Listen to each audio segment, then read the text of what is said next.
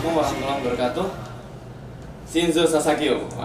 Teman-teman sekalian, ohayo gozaimasu. Kita ketemu pagi hari ini.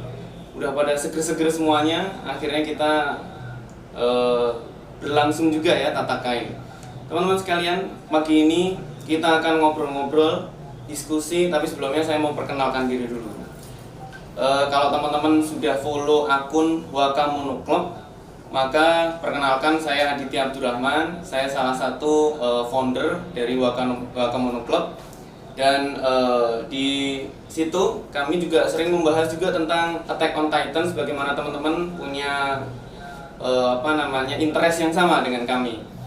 Teman-teman sekalian, saya Aditya Abdurrahman. Saya selain sebagai founder Wakamono, saya juga ingin membangun komunitas bagi teman-teman yang senang banget diskusi tentang anime, tentang manga ya. Maka nanti boleh silahkan follow Wakamono Club di Instagram. Kemudian di bagian bio ada link, di situ nanti bisa bergabung di komunitas kami. Tentunya nanti ini komunitas ada di line open chat ya, teman-teman harus punya line. Baik teman-teman sekalian, pagi hari ini kita akan diskusi seru tentang Attack on Titan alias Shingeki no Kyojin. Pasti teman-teman semuanya udah berpikir, wah ini bakalan seru banget ya, karena kita akan membahas ini dari berbagai aspek, khususnya salah satunya adalah tentang bagaimana aspek psikologi dari anime dan manga Shingeki no Kyojin. Nanti kita akan datangkan psikolog yang sangat memahami tentang bagaimana setiap karakter itu dibangun di situ. Kemudian yang kedua, kita bahas tentang masalah yang terkait dengan kreativitas. Nah, ini menarik sekali karena anak-anak muda biasanya sangat interest sekali dengan yang hubungannya dengan kreativitas. Teman-teman semuanya, sebelum kita mulai, kita coba review sedikit tentang Attack on Titan. Betapa luar biasanya anime ini bisa mendunia ya. Saya lihatkan dulu bagaimana dampak dari Attack on Titan ini. Yang pertama, Attack on Titan ini suksesnya luar biasa. Di bulan Desember 2019, manga ini terjual sebanyak lebih dari 100 juta kopi di seluruh dunia. Masya Allah, ini luar biasa banget ya. Kemudian Attack on Titan salah satu seri manga yang terlaris sepanjang sejarah. Bahkan manga ini telah memenangkan penghargaan. Ada 3 penghargaan, diantaranya Kodansha Manga, kemudian penghargaan Micheluzzi, dan penghargaan Harvey. Bahkan di animenya sempat juga menuai kontroversi di beberapa negara, khususnya di di Hong Kong ya, dan juga di di Tiongkok dan di Korea Selatan, karena mereka punya interpretasi tersendiri dengan cerita yang ada di dalam Attack on Titan. Tetapi itu semua justru membuat manga atau anime ini menarik sekali ya. Attack on Titan ini menjadi sangat menarik untuk kita bahas, untuk kita eksplorasi. Pasti teman-teman semuanya juga punya karakter yang diidolai ya kan. Dan kemudian karakter-karakter itu kan menarik sekali untuk dibahas bagaimana sisi positif dan sisi negatifnya ya. Teman-teman sekalian, pada pagi hari ini kita akan kedatangan 2 tamu ya, yang akan kita ajak ngobrol-ngobrol ya tentang masalah yang terkait dengan sisi psikologi dari Attack on Titan, juga dari sisi kreativitas dari Attack on Titan. Oke, yang pertama ini adalah psikolog ya, yang cukup dikenal di kalangan teman-teman komunitas-komunitas yang kaitannya dengan Japanese culture maupun Korean culture. Beliau adalah Kak Sinta Yudisia. Kak Sinta Yudisia ini adalah psikolog sekaligus penulis. Ada 60 judul buku yang beliau pernah tulis. Dan beliau adalah pengamat pop culture Jepang dan Korea. Band favorit beliau adalah One Ok Rock dan Linked Horizon. Masya Allah, ini gue banget nih ya. Nah, terus kemudian beliau juga punya sosial media, yaitu Instagramnya adalah Sinta Yudisia, kemudian Twitternya Pena Sinta, dan blog beliau adalah sintayudisia.wordpress.com. Ada 2 autor favorit ya yang beliau suka banget ya, yaitu Koji Suzuki. Kalau teman-teman pernah nonton film horor Jepang ya, The Ring ya, mulai The Ring 0 sampai Ring 2 ya. itu adalah Kojuki Suzuki ya. Koji Suzuki ya. Koji Suzuki ini sangat dikenal sekali di kalangan dunia pernovelan dan dunia perfilman di Jepang karena beliau adalah autor novel asli dari The Ring. Kemudian Hajime Isayama ya, teman-teman pasti udah tahu semua ya. Nyebutnya Bang Haji katanya begitu ya. Nah, Hajime Isayama adalah salah satu tokoh yang sangat berperan dalam anime dan manga Shingeki no Kyojin. Teman-teman sekalian, berikut ini adalah Kak Sinta Yudisya ya. Shinzo Sasageo. Wah, hari ini kostumnya sudah istimewa sekali. Wah, ini saya nggak pakai hijau karena ini pinjam shalnya Mikasa gitu ya. Nah, ini kayaknya pasukan pengintai ini ya. Iya. Wah, ini kayak komandan baru pengganti dari Erwin ini ya, Erwin Smith. Hanji ya. Apa kabar Kak Sinta? Baik. Menyapa dulu ini ya adik-adik di sana. Ohayou gozaimasu. Kalau yang suka Korea, Jajina Seseyo begitu ya. Apa kabar semuanya? Gitu sehat ya Kak Adit ya. Alhamdulillah. Baik. Ini kita tadi kan pengen ngobrol tentang Attack on Titan ya. Dari hal yang paling simpel dulu nih ya. Kira-kira dulu ketika mengenal Attack on Titan nih dari mana dan kenapa kok jadi suka? Pasti teman-teman juga penasaran dong. Kita pengen sharing juga, nanti teman-teman boleh cerita sedikit di kolom chat ya, 1 kalimat atau 2 kalimat dari mana kenal Attack on Titan. Silakan. Oh iya gitu. Ini Kak Panitia bisa nge-share sambil nge-share ini, atau kalau nanti bisa dibantu share screen, kalau enggak nanti ya begitu. Jadi awalnya nih Kak Adit, saya awalnya senangnya itu kalau yang lucu-lucu kayak Danshi Kokose gitu ya. Kalian suka tuh ya, yang bikin ngoceh. Nggak terlalu suka yang ini, yang berat-berat, yang slice of life gitu ya, yang romance. Tapi kemudian dengar tadi lagu pertama kali, nggak sengaja dengar lagu ini ya, Shinzo Sasageo, Jiyo no Sobasa, Gureno Yumiya begitu ya. Terus aku jadi seneng banget gitu kan. Ini kok lagunya soundtrack opening ending ya? Openingnya asik banget. Akhirnya gitulah nyari-nyari filmnya. Akhirnya jadi nyari-nyari animenya. Betul. Dan sebagai seorang psikolog ini Kak Adit, feelingnya langsung kerasa nih. Ini kok beda banget ya, gitu kreativitasnya kok. Dan model Titannya itu kalau di dunia psikologi itu, psikoanalisa tuh ada makna tersembunyi. Wah, jadi tambah suka. Jadi gitu 1, 2, 3 sampai kemudian nyari-nyari yang No Regret, yang spin-off-nya begitu ya. Dan sampai sekarang kita menunggu ya yang ini kita nggak akan spoiler alert ya di sini, nggak akan. Iya, ini pasti teman-teman pada nggak ada yang suka nih kalau spoiler ya. Begitu. Jadi dari opening ending, dari soundtracknya dulu saya kali suka. Ini menarik nih ya, jarang loh ya kalau suka Attack on Titan gara-gara soundtracknya dulu, baru kemudian nyari tahu animenya. Padahal kalau saya secara pribadi, saya justru taunya dari anime dulu, kemudian manganya, baru anime dulu, soundtracknya baru manganya. Gitu ya. Gitu. Ini mungkin teman-teman juga ada yang kayak gitu ya. Boleh juga nanti sharing kok bisa gitu ya dari musiknya dulu ya.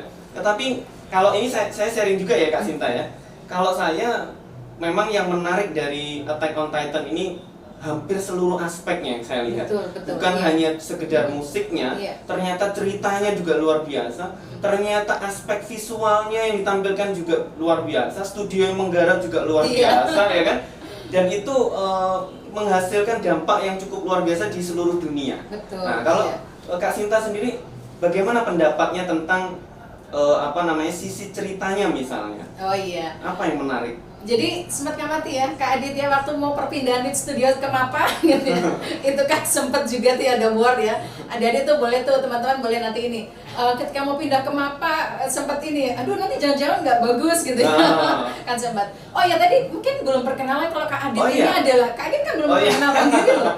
Jadi beliau ini teman-teman sekalian bersedia hari ini memoderatori acara, padahal beliau ini orang yang ini sebetulnya beliau ini dosen, kemudian lulusan udah 5 kali ke Jepang dalam konteks keilmuan.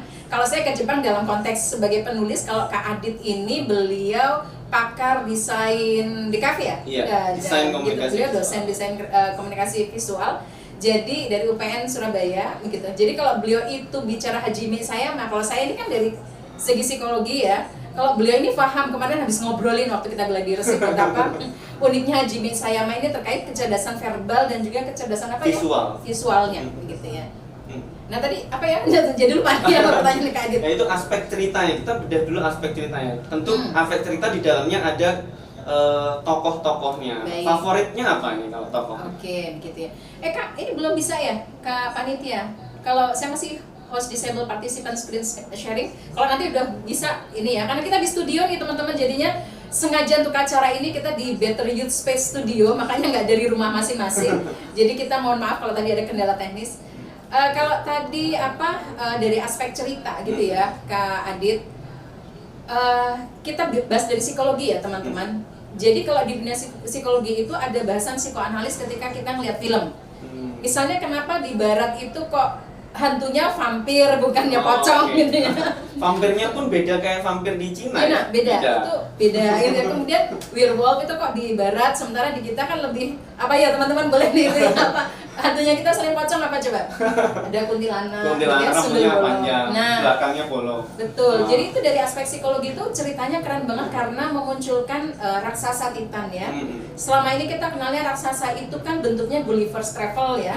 Kemudian Timun Mas mungkin ya. Jadi belum ada sampai kemudian Titan Shifter, kemudian juga bentukan Titan itu yang dia sampai ada sejarahnya itu belum ada. Jadi termasuk perilakunya yang memakan manusia. Memakan manusia, begitu kan ya. Kenapa kemudian kalau di cerita-cerita Titan itu kan biasanya diinjak-injaknya, nanti kalau rambling ya, gitu ya.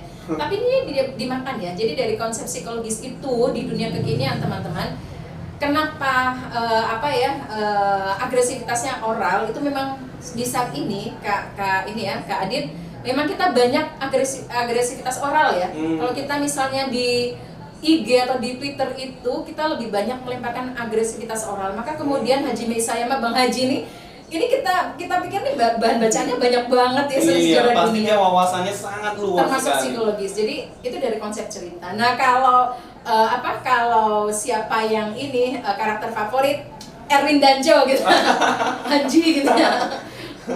Iya itu memang karakter itu menarik sekali. Tapi ya, betul. Nah, kalau menurut Kak Sinta, kenapa karakter itu yang dianggap paling menarik menurut Kak Sinta? Iya, kemarin sempat ada postingan nih ketika saya posting di Facebook saya, di IG gitu ya. Erwin itu sama dengan Zeke loh gitu ya. Oh tidak, oh no gitu ya. Enggak. Erwin itu kelihatan dia sosok pemimpin ya. Pemimpin dan biasanya kalau pemimpin itu kita ngelihat lu maju duluan deh gitu ya, gue belakangan. Kalau Erwin tuh enggak ya. Kemudian di season 3 bagaimana dia menghadapi Beast Titan, dia rela begitu ya. Bahkan dia rela, harusnya kan dia bisa loh kalau dia nyuruh Levi kamu aja yang maju gitu ya. Biar gue yang selamat gitu kan. Tapi dia enggak. Bahkan ketika dia dalam kondisi tangannya sudah terpotong, Levi bilang, udah kamu di sini aja nggak usah maju. Itu dia nggak mau gitu ya. Dia tetap. Nah itu bagi saya tuh pemimpin yang keren banget karena dia rela berkorban. Nah teman-teman, kebetulan kalau kami berdua memang sudah pernah jalan-jalan ke Jepang ya, dalam konteks keilmuan kami juga ke Korea. Ternyata dua negara maju ini teman-teman ya, Korea dan Jepang, moga-moga the next is Indonesia gitu ya. Itu memang punya pemimpin-pemimpin yang modelnya kayak Erwin. Jadi dia siap gitu ya maju gitu ya. Hanji Zoe juga ya gitu ya. Luar biasa. Kalau saya memang suka banget sama Hanji. Hanji itu punya kecerdasan yang luar biasa dalam hal kepekaan itu sains. Iya, betul. Setiap ide-ide sainsnya itu selalu membantu perkembangan tools ya untuk berperang.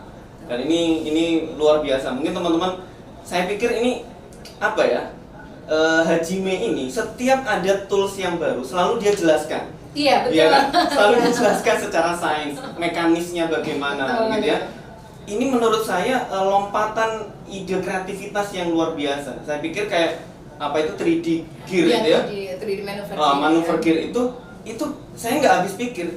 Itu di kondisi teknologi yang tidak terlalu mapan ketika itu, bahkan pistol aja atau itu kan nggak ditemukan dulu ya awal-awal dia sampai dengan akhirnya Tapi senapan nggak ada ya? Senapan sudah ada gitu ya.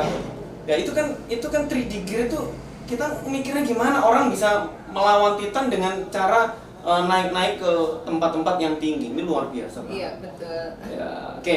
Berikutnya mungkin nanti kita akan sambung lagi kalau kita ngomongin tentang karakter ya teman-teman sekalian. Tapi hari ini kita mau ngomong tentang bagaimana sudut pandang psikologi dari perkembangan karakternya dari setiap season ke season. Ini menarik banget ya.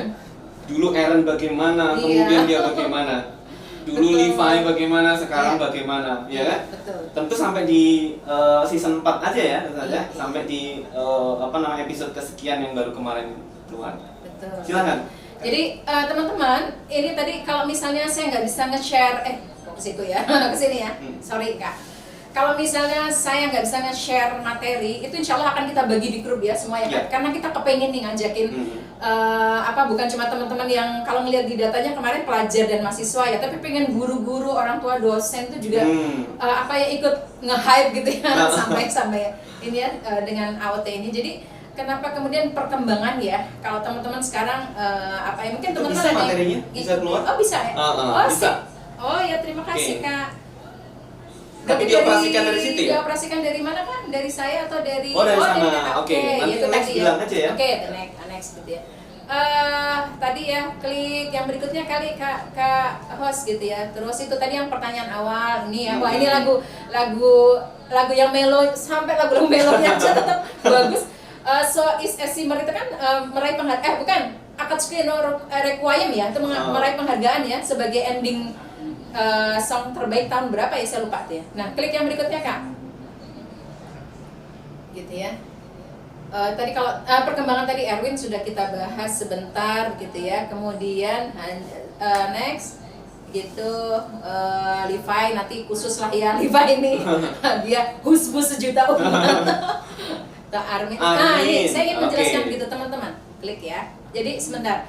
Salah satu karakter yang paling menarik perhatian bagi kita adalah Eren Yeager gitu ya. Jadi kenapa dia yang tadinya kalau teman-teman ngamati dari season 1 ya, itu dia kan cowok yang cutie banget gitu ya.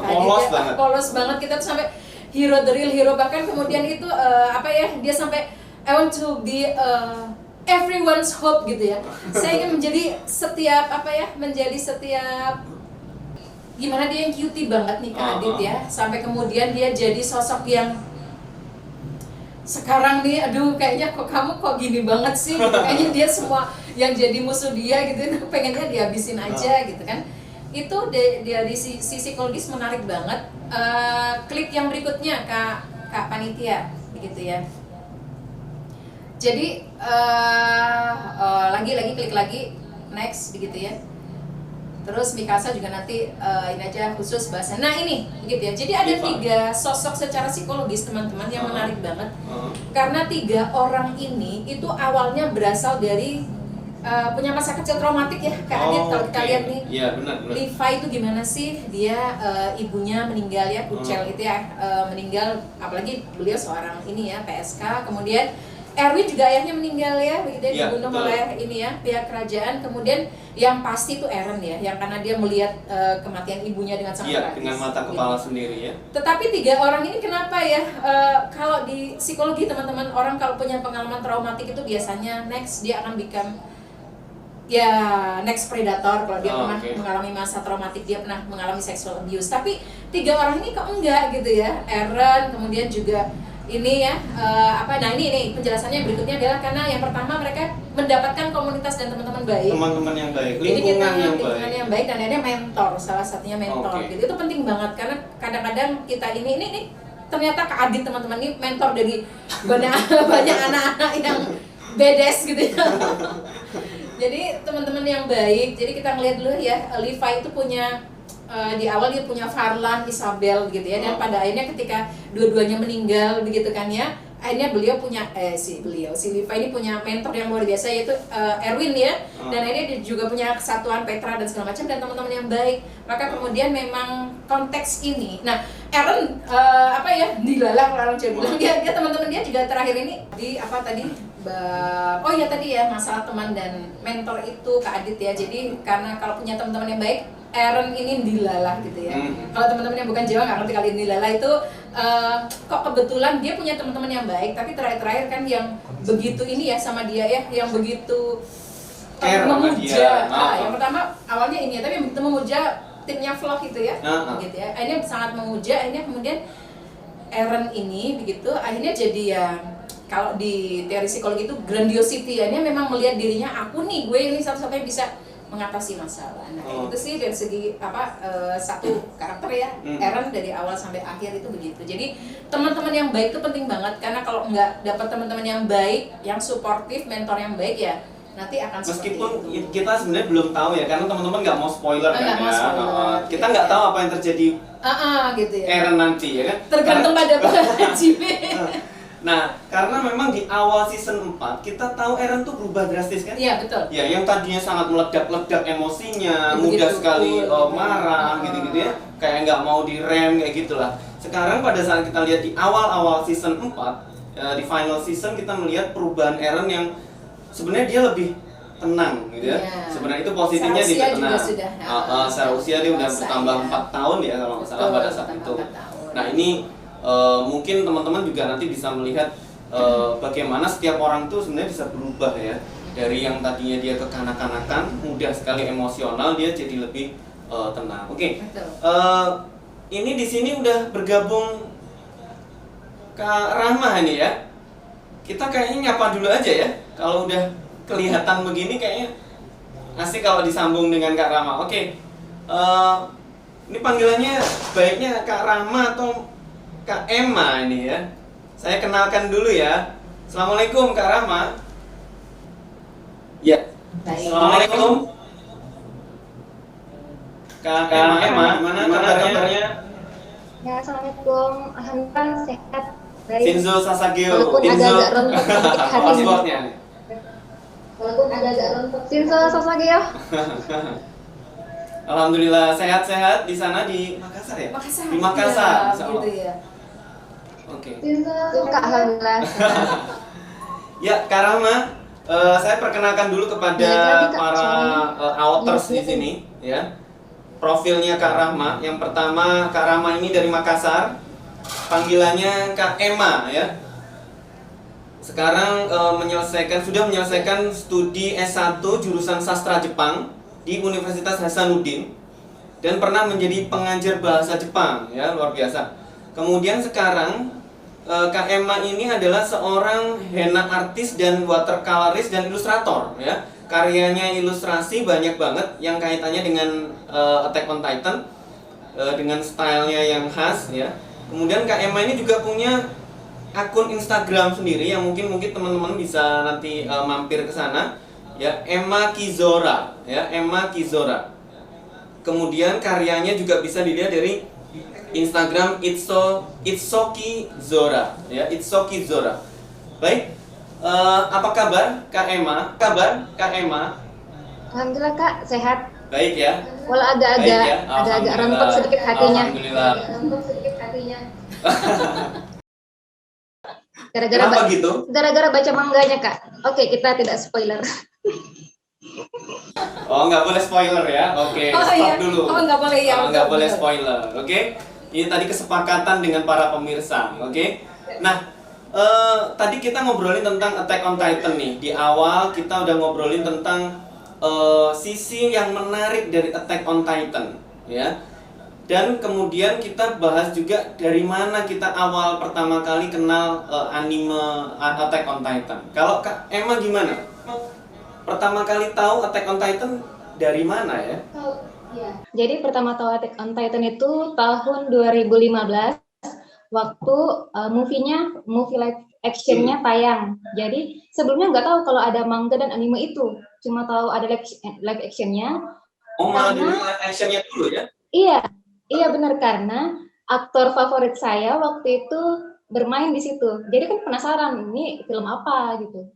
Jadi nontonlah. Oke. Dan baru cari tahu tentang anime dan mangganya setelah nonton live actionnya. Ternyata lebih bagus animenya sih. Gitu ya, lebih bagus animenya ya. Saya pikir teman-teman semua yang jadi peserta di sini sepakat kayaknya ya, bahwa animenya lebih bagus dari live actionnya. Saya pun begitu ya. Yang Iya. sepakat dengan saya animenya lebih bagus bisa raise hand gitu ya, bisa raise hand. Kita hitung ya. Oke. Baik. Kemudian saya mau tanya nih, kalau Kak Emma ini dari sisi karakter kira-kira siapa yang ya kira-kira ini gue banget nih karakter ini? Yang mana? Kalau dari segi karakter yang kayak mirip-mirip itu, kayaknya mirip Sasha sih. Kayaknya mirip Sasha yang kayak heboh Non itu heboh gitu, konyol lucu cuma kalau disuruh ditanya karakter favorit yang disuka itu sukanya Levi sama Mikasa. Sebenarnya suka semua, banyak karakter yang menarik di Attack on Titan ini. Jadi nggak bisa disebut cuma 2 doang, 3 doang, nggak bisa. Mau sebut banyak. Oke. Baik.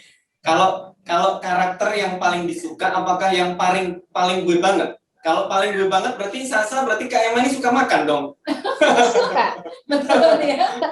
Suka, tapi kalau lihat Oke. daging nggak segitunya, nggak sampai lompat, nggak sampai memonopoli makanan gitu, nggak juga. Kalau yang kentang aja kan.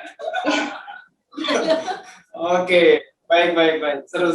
Oke, teman-teman, saya pengen tahu nih, berapa orang yang raise hand yang disukai Sasa? Coba saya pengen tahu raise Ya, hand. lihat nih, kita lihat di Saya pengen layarnya, lihat gitu ya. raise hand-nya. Coba. Siapa tuh yang Sasha? Waifunya siapa yang pengen Sasha?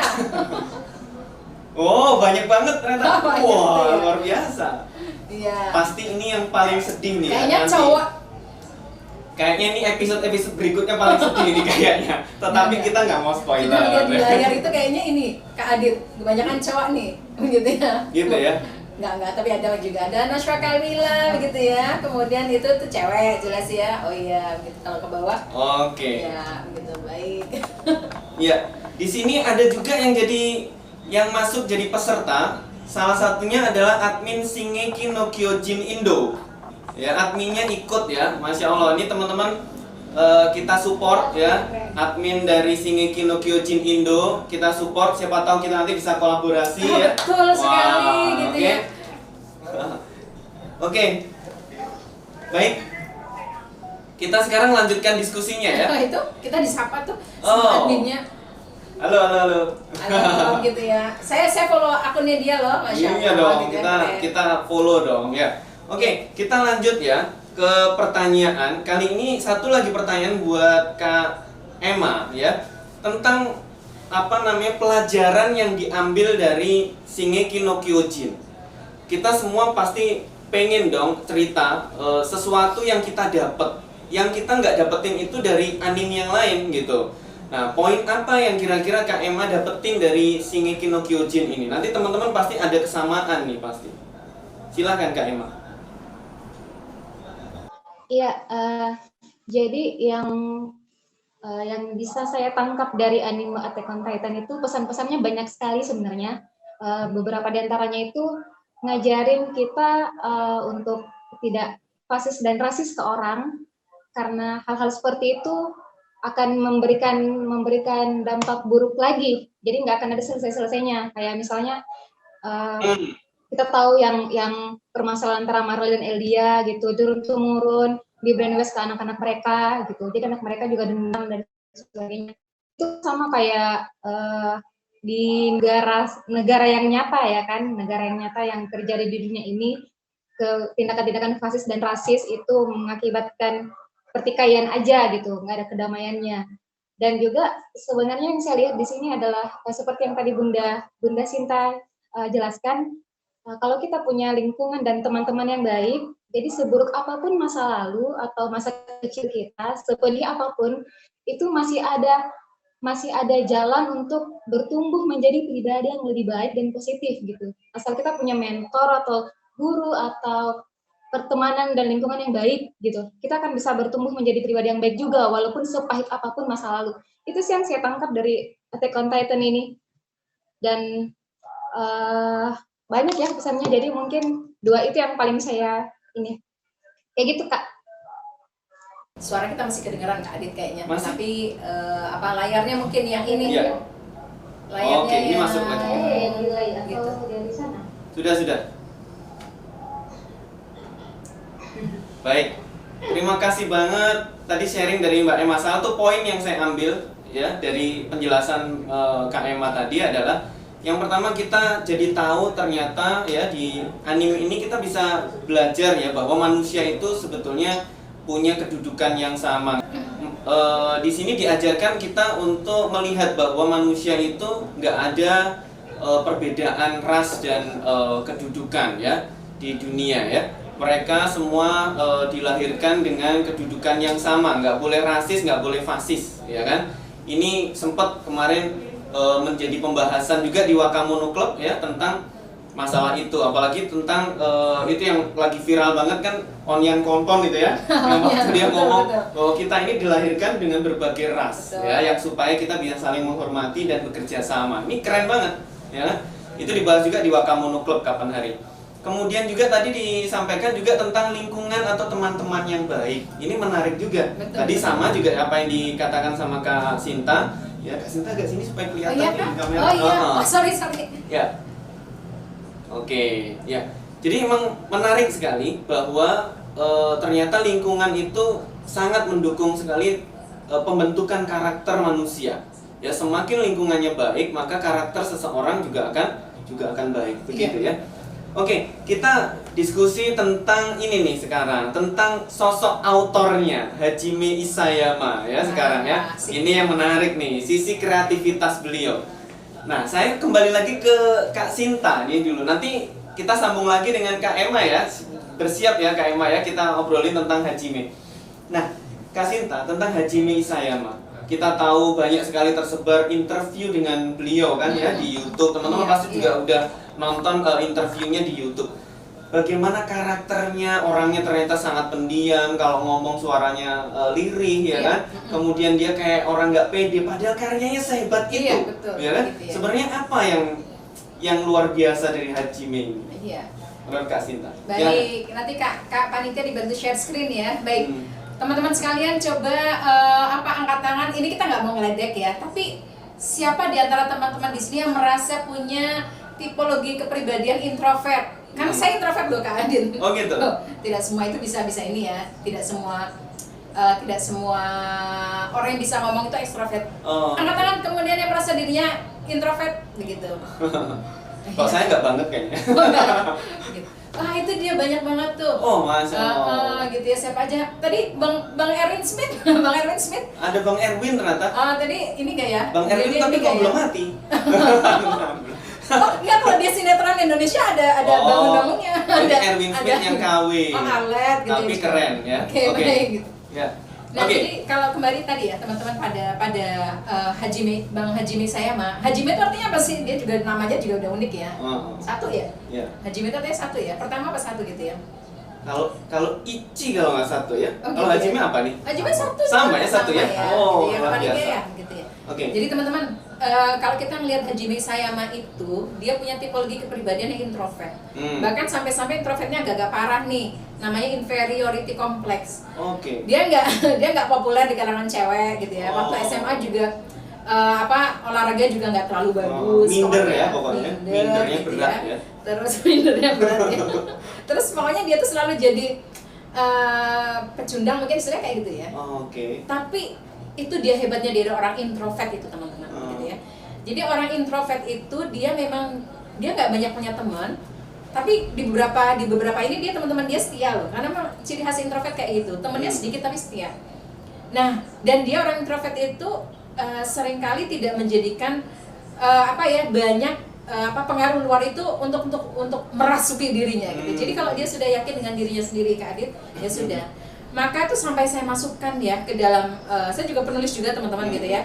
Novel gitu ya, buku-buku motivasi juga, mungkin nanti bisa di-share gitu ya. Sampai saya kutip di salah satu platform menulis saya, judulnya Novel Half of Lemon.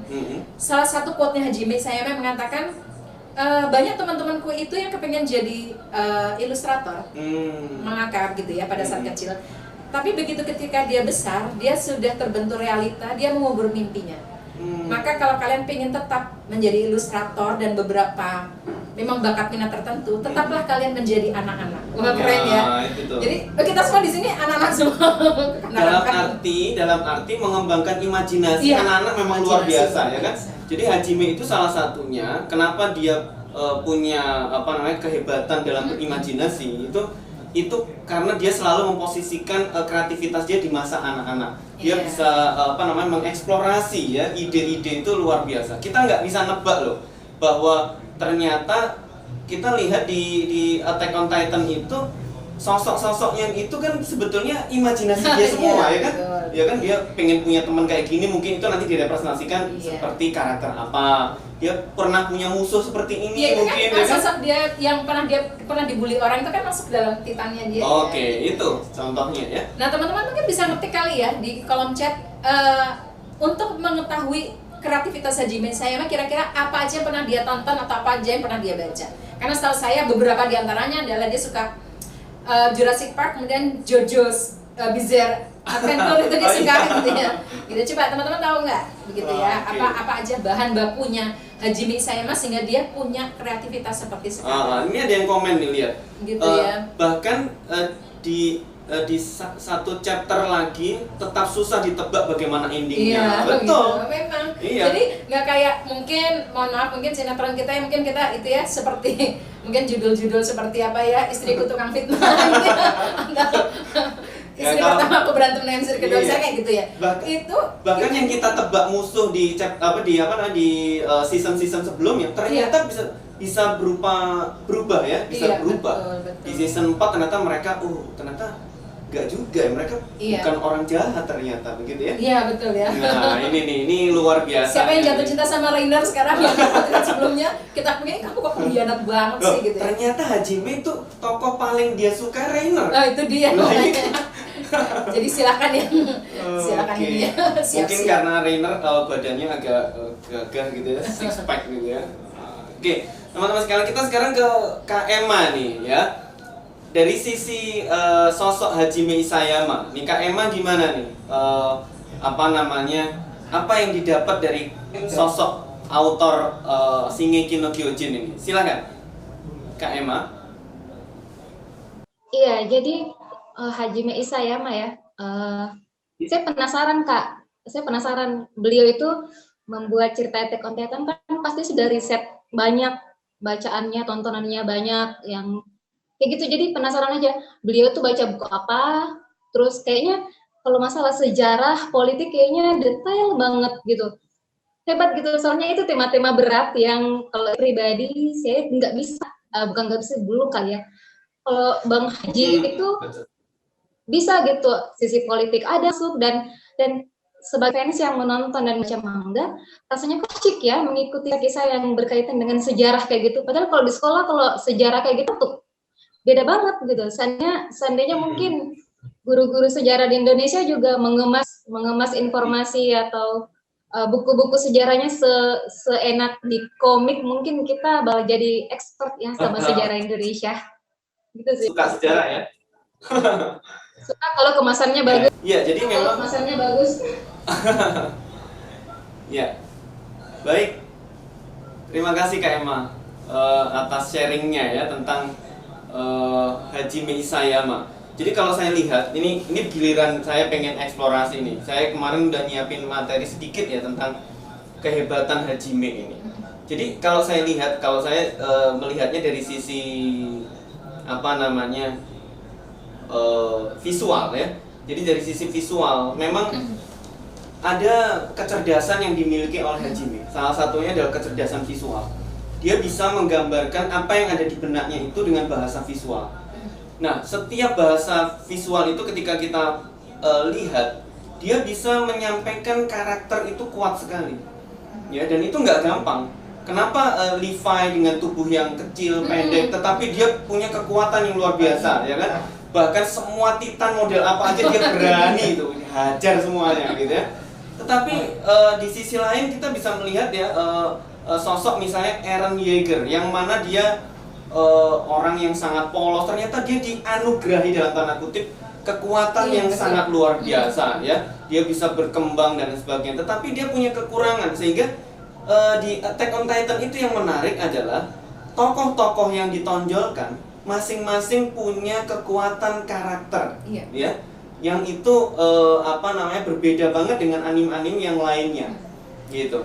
Nah, teman-teman sekalian, yang kedua dari sisi, jadi kalau kita mau bahas Attack on Titan itu, mungkin ya ke depan kita akan bahas bukan hanya dari aspek psikologi, bahkan bisa kita bahas dari aspek misalnya politik, hubungan internasional, politik bisa dibahas dengan sudut pandang misalnya kepemimpinan misalnya, dari sudut pandang desain dan seni misalnya, dari sudut pandang misalnya apa ya, misalnya seperti gender misalnya, ya Iya. kan? Itu kan ini banget ya. Aduh, bagi saya Hanji tetap cewek. Ya, Gitu ya. teman-teman pasti sempet gitu kan ngelihat Ymir Oh, yang iya, Ymir, ngirim yang surat ke daripada- Histeria, ya kan? Histeria, Histeria, kemudian pasti teman-teman juga baca juga beberapa postingan di Wakamono juga membahas tentang masalah gender, ya. Yang itu mungkin menarik kalau kita kulik lagi ya. Iya. Dan ini semua adalah sesuatu yang kalau kita gali nggak akan ada habisnya kayaknya. Betul. Bahkan meskipun nanti AOT bakal tamat juga ke depan ya, kayaknya pembahasannya bakal tetap rame gitu ya. Betul, iya. Oke, teman-teman sekalian, ini udah jam berapa nih? Masih ada waktu ya? Masih Oke. begitu ya. Berikutnya saya mau tanya juga ke Kak Sinta nih, yang mau kita bahas. Sebenarnya kalau kita lihat bagaimana karakter Hajime Isayama yang dia punya kecerdasan yang luar biasa, tetapi kita tahu bahwa awalnya Hajime Isayama itu dilarang orang tuanya loh jadi mangaka, Iya. betul kan? Iya. Nah pasti teman-teman juga pernah lah terbentur dengan situasi di mana kita punya cita-cita tapi orang tua nggak setuju. Iya. Ya, nah Sedih, dalam konteks kita melihat sosok Hajime Isayama, ini apa sebenarnya yang bisa kita teladani? Ya, Iya. silakan Kak. Baik teman-teman, nanti Kak Manitia share lagi ya. Jadi teman-teman, Jepang itu udah kurang apa terkait peranimean dan permangaan gitu, sudah kurang apa coba ya. Itu sampai bisa bikin award-award kayak Kodansha gitu kan ya. Sampai kemudian yang namanya majalah, film gitu ya, itu sudah nggak apa ya, sudah dia jadi tolak ukur dunia. Itu pun masih ada orang tua yang melarang anaknya berkiprah di dunia seni, termasuk kemudian papanya Hajime Isayama gitu ya. Apalagi di Indonesia. Apalagi di Indonesia. Gitu ya. Kalau dia masih kepengen gitu ya, aku pengen jadi kayak Sweta Kartika. Hah, siapa Sweta Kartika gitu ya. Aku pengen jadi kayak Aditya Abdurrahman, siapa gitu ya. Berapa duit gitu ya. Bahkan konon kabarnya ini ya, kalau mau ngelamar cewek gitu kan yang ditanya pertama kali gitu kan. Kamu kerja di mana? Kerjaanmu apa? Gitu Kerjaanmu ya. apa gitu ya. Nggak melihat akun Twitter saya adalah, oh saya adalah inilah apa? Adminnya Outfest loh dengan itu tadi asik ya. Oh ya, kita mau menyapa juga selain ada admin Outfest gitu Iya, ya. ada siapa di sini? Ada penyanyi Rainic, tau nggak? Hah? Oh iya. Jauh. Oh iya. Oh, oke yang biasa cover itu ya. Cover lagu. Udah masuk, keren udah masuk. banget. Mana? Nah, harusnya kita minta nyanyi ya dia ya nanti ya, begitu ya. Oh. Nyanyi, Assalamualaikum Kak Raini. gitu ya. Ini saya juga nonton loh ini cover-covernya. Iya keren ya. Keren Cakep banget. banget suaranya begitu ya. Saya suka yang waktu cover itu soundtracknya Kimetsu no Yaiba. Oh, ya kan? Nah baik Oke. lanjut tadi. Oke, lanjut. Wah jadi ini jadi hilang hilang fokus didatengin sama sebentar Oke, tadi oke. sampai mana ya tadi? Oh iya tadi tentang ini teman-teman. Hajime aja nggak boleh sama papanya jadi ilustrator, apalagi di Indonesia ya. Pasti masih banyak nih orang tua yang nggak ngebolehin anaknya menekuni dunia itu. Ya. Saya juga begitu dulu, orang tua pengennya saya jadi ekonom gitu yang duitnya banyak gitu kan ya, yang dia di hire perusahaan jadi akuntan tuh banyak duitnya. Tapi ternyata memang Hajime Isayama ini mempertahankan tadi cita-citanya tadi. Betul. Ya dengan tetap menjadi anak-anak dalam imajinasi. Jadi nggak peduli orang ngomongin apa, tapi dia tetap baik ya sama orang tuanya, tetap baik. Kita nggak kemudian ini. Nah, ingat nggak? Ini Kak Adit nih, mungkin bisa cerita one shotnya Hajime Isayama gitu ya. Jadi karya dia yang pertama kali gitu ya. One shotnya itu kan sebetulnya belum sebagus sekarang Belum ya. sebagus. Tapi ketika dia diminta lu perbaiki deh gitu ya. Nggak ini ya. Itu gimana Kak Adit bisa cerita nggak? Maksudnya itu dari sisi kreativitas Hajime Isayama itu sebetulnya dia tuh sudah bisa mundur sejak awal. Maksudnya udah ditolak, disuruh perbaiki walaupun dia menang ya awalnya ya. Kemudian papanya nggak memperbolehkan, tapi ide dia itu bagus. Berarti kan sebetulnya kita ini harus bagus di ide ya Kak Adit ya. Saya melihat begini, sesuatu yang menarik dari Hajime itu adalah dia ketika dia punya cita-cita, kemudian orang-orang di sekitarnya nggak percaya dengan dia bahwa dia bisa, itu justru menjadi energi dia untuk membuktikan. Ini tak buktiin kalau aku bisa, begitu ya. Iya. Nah ini yang luar biasa. Jadi teman-teman sekalian, banyak di antara orang-orang itu kalau dia punya karakter yang introvert, yang kadang dibully, kadang nggak diperhatikan, nggak diperhitungkan sama sekali di lingkungannya. Sebetulnya kalau kita punya prinsip yang bagus, Artinya, oh, aku mau buktiin ke mereka bahwa aku nggak seperti apa yang mereka katakan. Itu luar biasa, ya. Dan itu kan sebetulnya yang terjadi dari kayak misalnya sosok Eren Yeager ya, yang di awal dia diremehin ketika masuk tentara ya kan, dia diremehin karena dia sering ternyata memang ternyata alatnya emang sengaja disabotase. Tetapi kegigihan itu luar biasa. Dia justru menunjukkan bahwa aku ingin buktiin kalau aku bisa. Nah ini ya, dan orang tua pun saya yakin orang tua yang awalnya tidak percaya dengan anaknya ya, bahwa anaknya bisa, itu kalau kita sabar dan kita buktikan pelan-pelan pasti mereka setuju juga kan gitu. Bahkan dulu teman-temannya dia yang ini sekarang minta tolong ini ya sama Bang Hajime gitu ya, minta tolong dipromosiin apa itu kedai ramennya gitu. Ada tuh kalau saya ngeliat ya, nanti Hajime itu apa sih, kalau Sal Titan tuh lagi makan mie ayam gitu ya, dibuatkan gambarnya tuh keren ya. Akhirnya kan terbukti bahwa aku bisa kok dengan mimpiku ini meraih sesuatu. Cuma kalau teman-teman lihat ya, Hajime itu juga nggak setahun 2 tahun ya. Dan itu memang di teori psikologi juga begitu teman-teman. Kita butuh, kalau di ekonomi itu break even point itu kan 3 tahun ya. 3 tahun itu udah cepet kalau balik modal. Istilahnya 3 tahun tuh ada orang yang melihat kita itu udah cukup bagus. Ternyata kita butuh pembuktian itu sama seperti artis-artis K-pop juga ya. Itu 5-10 tahun ke atas. Hajime itu meraih seperti sekarang ini dia sudah 14 tahun. 14 tahun, luar biasa. Jadi kan butuh waktu untuk kemudian saya sendiri jadi penulis gitu ya, itu sudah hampir sudah 20 tahunan lah ya. Jadi gitu jangan gampang patah semangat juga. Betul, ya. Misalnya punya cita-cita baru setahun 2 tahun diremehin orang terus udah nggak lanjut lagi. Gitu. Sayang dong ya. Iya, kalau teman-teman mungkin yang udah pernah nonton Bakuman ya, pasti teman-teman udah tahu lah gimana kehidupan para mangaka ya, yang pemula, mereka gimana perjuangannya ya kan. Mesti tahu lah gitu ya, Bakuman tuh keren banget. Dan itu menunjukkan bahwa ternyata para mangaka ya yang muda di Jepang pun mereka juga berjuang mati-matian ya untuk supaya menghasilkan karya-karya yang luar biasa ya. Teman-teman sekalian, nanti mungkin kita bakal diskusi lebih dalam lagi. Oh ya, sekali lagi nanti teman-teman yang belum follow Wakamono Club ya, wakamono.club ya IG-nya, silahkan follow. Kemudian nanti bisa ngeklik link yang ada di bio. Kalau teman-teman memang pengen berkesinambungan diskusinya ya dengan kami, nanti kita akan masuk ke nanti ada form yang diisi, kemudian bisa nanti masuk ke line chat ya, line open chat yang kita sediakan. Nanti di situ teman-teman akan ada chat room yang nanti khusus membahas tentang anime-anime ya. Misalnya AOT nanti akan ada sendiri. Kemudian nanti yang lagi booming apa? Jujutsu Kaisen misalnya, atau misalnya Kimetsu no Yaiba yang ini mau masuk ke season yang berikutnya ya. Ini menarik pasti nanti. Atau yang unik-unik kayak ini, kayak Junji Ito. ada penyukanya yang apa, Uzumaki, kemudian Tommy. Saya nggak tahu teman-teman ini sukanya yang shonen atau yang gimana ya? Atau yang mungkin ini. Tuh Junji Ito ada yang mau baiklah. Oke. Kenapa dia bisa baik. Oke. Kemudian kita balik lagi ke Kak Emma nih ya. Iya. Kita ngobrol-ngobrol dengan Kak Emma. Baik Kak Emma, ini tentang aktivitas ya dan keahlian yang selama ini Kak Emma lagi fokusi kan kaitannya dengan kreativitas ya, khususnya di dunia ilustrasi, di dunia ilustrator. Apakah ada motivasi yang didapetin setelah tahu karakter sosok Hajime Isayama? Dan kemudian ada nggak cita-cita ke depan yang mungkin nanti Kak Emma ingin lakukan ya karena terinspirasi dari sosok-sosok ini? Gimana Kak Emma? Iya, jadi kalau misalnya kayak cita-cita itu kan sekarang alhamdulillah sudah mulai sebagai ilustrator dan bisa dibilang newborn ilustrator baru gitu. Saya yakin peserta di sini teman-teman semua ada banyak ilustrator yang ikut nih.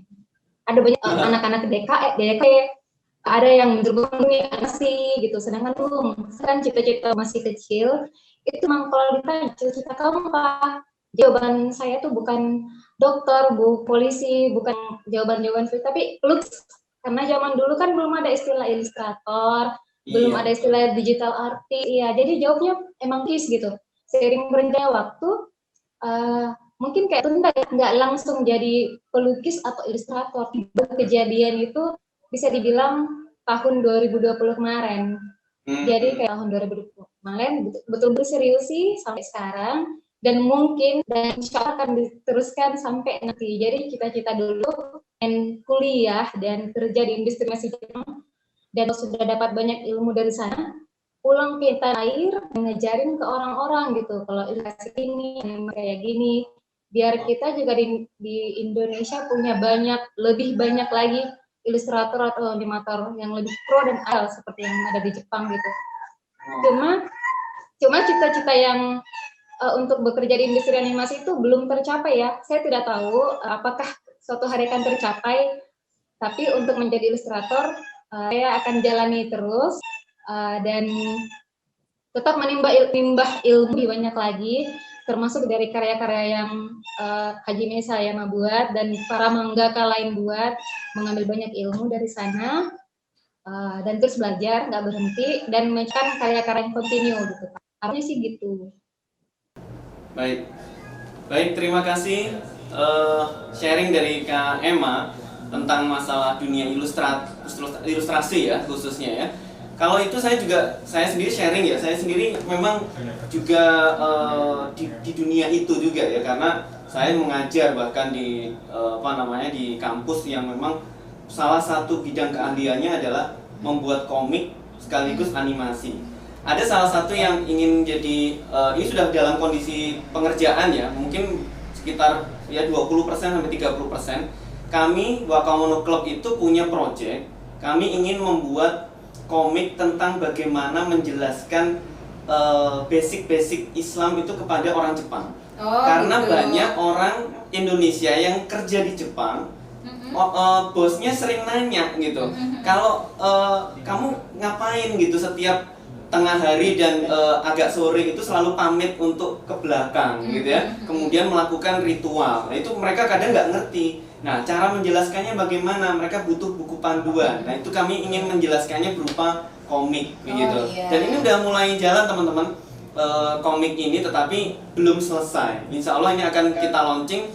Nanti bahkan kita akan terbitkan insya Allah di Jepang. Saya akan mengunjungi Jepang lagi, dan saya akan launching. Salah satunya mau support ya teman-teman di Yokohama, di Tokyo, di Chiba, ya. Ya di Chiba kami pernah ngobrol-ngobrol dengan saudara-saudara Muslim di sana. Mereka support ya kalau nanti mau ikut launching di semacam bazar di sana ya, ada semacam Islamic center gitu ya di sana.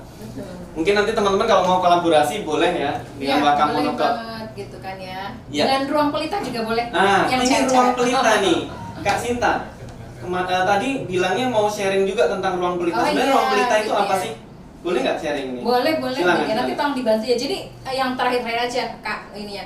Jadi Ruang Pelita tuh teman-teman, sebagai seorang psikolog begitu ya, mungkin saya sering dianggap agak nyeleneh kali Kak Adit ya. Karena beda sendiri. Misalnya saya suka dengan Mia Stelberg itu dari Finlandia, psikolog gaming, coba e-sport psikolog, dimana di Indonesia ini yang namanya gaming itu kan, itu yang kenalin saya dengan Mia Stelberg tuh ada salah satu tuh Mas Inggi tuh hadir di ini. Jadi gamers tuh juga masih dianggap musuh ya di sini. Maksudnya kasihan kan anak muda yang ternyata dia punya bakat minat memang di gaming gitu kan ya. Kemudian nih saya juga mendalami K-pop gitu kan ya, makanya 2 kali alhamdulillah. Kalau beliau ini lebih pakar Jepangan, sebenarnya saya Jepangan baru begitu ya, yang sudah cukup lama itu kekoreaan gitu ya. Jadi saya 2 kali sudah sejak tahun 80 akhir udah di Jepang ya, Jepangan ya, saya baru.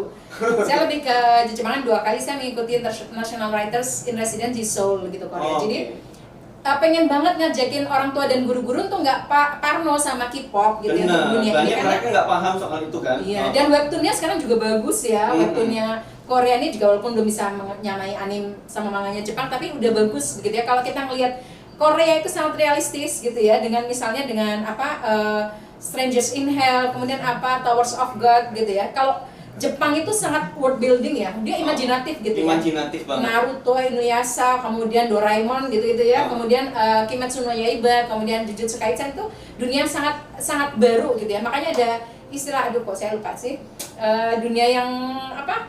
Panitia? isekai gitu kan ya. Isekai. Nah gitu ya, kalau Koreanya. Dan sekarang tuh Kak Adit, sebetulnya informasi kepada masyarakat tuh bagus lewat komik. Maka kemudian KPK konon hari itu juga meng-hire komikus kalau nggak salah ya. Karena untuk menjelaskan orang tuh kan pelajaran, coba bayangkan teman-teman. Kalau pelajaran fisika, pelajaran kimia, kemudian pelajaran sejarah Indonesia itu dibawakan dalam bentuk anime komik. dan manga, itu kan asik banget gitu ya. Luar biasa. Nah itu ini perlu ya, jadi apa ya, pelajaran-pelajaran gitu ya itu ini ya dibawakan seperti Battle of Surabaya tempo hari itu kan ya bentuknya bentuknya animasi ya, itu kan bagus gitu ya. Saya juga di Wakamono Club itu memang akun itu memang punya tujuan ya. Salah satunya kami ingin membiasakan para pecinta manga dan anime itu untuk menjadi audiens yang aktif. Audiens aktifnya bagaimana? Yang cerdas, yang berpikir, yang mampu memiliki filter, ya Kak. Jadi banyak juga teman-teman sekalian, kalau kita mau lihat dari sisi apapun pasti segala sesuatu ada positif dan negatifnya, ya kan? Iya. Kalau kita menonton film atau apa saja, pasti kita harus bisa memilah mana yang positif kita ambil, mana yang negatif harus kritis. Nah, seringkali kita itu menyukai sesuatu itu kemampuan kritis kita itu rendah atau bahkan mungkin hilang. Nah, Wakamono itu menyajikan ruang untuk kita bisa berdiskusi. Ya, bagi teman-teman mungkin ada yang nggak sepaham, nggak apa-apa. Kita nggak akan saling menyerang atau membuli, nggak. Wakamono nggak kayak gitu. Wakamono akan cenderung bisa menerima perbedaan pendapat itu. Supaya kita punya bahan untuk berdiskusi yang baik, ya kata-katanya juga yang baik. Itu yang kita ingin usahakan. Sejak awal Pak ya, Wakamono kan ada tim Diagaris, ada aliansi gitu kan. Pasti di sini juga ada lah gitu. Tapi kita nggak kok, kita tim non blok gitu ya. Gitu kita ya? berusaha untuk ini ya, memfasilitasi semua. Baik. Ya, teman-teman sekalian masih masuk? Masih tayang kan Oke. kita? Oh iya. Ya. Baik, teman-teman sekalian, ini kita akan sharing kali ini adalah tentang ruang pelita. Apa aja program-program dari ruang pelita? Mungkin teman-teman membutuhkan konsultasi atau apa yang terkait dengan psikologi, khususnya dalam aspek ini ya, bakat minat begitu. Iya, bakat dan minat Personality. misalnya, atau problem-problem yang dihadapi oleh remaja ya. Itu boleh nanti silakan Kak Sinta sharing sedikit tentang ruang pelita dan nanti bisa mengaksesnya bagaimana. Iya, baik. Klik terus Kak, begitu ya. Jadi tadi ya yang kalau pelita itu singkatan dari ruang pendampingan psikologi dan literasi Kak, gitu ya. Dan salah satu ini masuk, nah itu dia. Kita pernah pengen mendekatkan gitu ya, orang tua, guru gitu ya. Ini kita belajar budaya Jepang, belajar budaya Korea, dan alhamdulillah kita punya teman-teman ya. Ini kita punya tokoh nih Kak Adit nih yang jago Jepangan. Kita Korean Class tempo hari itu diajar oleh Kak Feby. Beliau itu dan saat ini sedang mengambil juga di SNU ya, Seoul National University. Wah, keren banget gitu kan ya. Klik lagi, kemudian kanal literasi. Ini masih bagian dari literasi, ternyata kita belajar. Karena dari Bandung pengen gabung ruang pelita. Boleh nanti. Ini Kang Har gitu ya. Oke. Terus ini Kang Har juga seorang ilustrator begitu ya, keren banget dia. Ilustrasinya kemarin ngebuat si Levi. Nah, klik berikutnya Kak Panitia.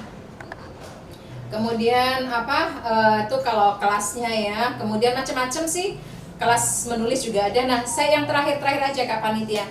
Dengan ruang pelita ini kita pingin nih teman-teman ya, salah satu impian saya nih, saya tulis juga di blog dan minta doanya dari teman-teman semua ya. Kita pengen bikin Youth Crisis Center. Jadi apa ya, kan sekarang banyak anak-anak muda yang kadang-kadang punya self harm, kemudian juga dia konflik berat dengan orang tua, konflik berat dengan guru, karena itu tadi ya, dia pengen jadi ilustrator, dia pengen jadi mangaka, dia bahkan ada nih yang pengen jadi idol gitu kan ya, tapi konflik dengan orang tua. Nah itu silakan yuk kita diskusi di ruang pelita. Itu kita makanya pendampingan psikologi. Dan kenapa kita juga bikin kelas-kelas menulis bagi teman-teman yang kepengen kemudian jadi ini gitu kan ya. Dan doakan nih habis saya nonton AOT, itu salah satu cita-cita saya Kak Adit ya, Adit Sensei, dia pengen bikin studio animasi gitu ya. Wah, jadi saya Masya Allah, ini mah semua orang juga suka ini. Iya pengen ya, pengen kemarin nanya tuh Kak Adit sama beberapa suhu saya, ini berapa sih model bikin studio animasi.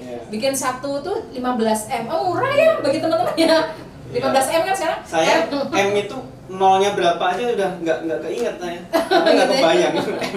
Insya Allah ya pengen bikin sendiri. Yeah. Maksudnya doakan ya dengan Ruang Pelita dan Wakamono Club ini kita sering dengan teman-teman ya, bayangkan kita dengan Outfest, dengan Shingeki no Kyojin chapter Indonesia, dengan Kak Rainich gitu ya, kita membuat Indonesia ini saya yakin kok akan bisa menyamai Jepang dan Korea, bahkan melampaui ya. Wah, dan salah satunya kan ya dengan ini ya, dengan karakter seni. kita yang khas ya Indonesia.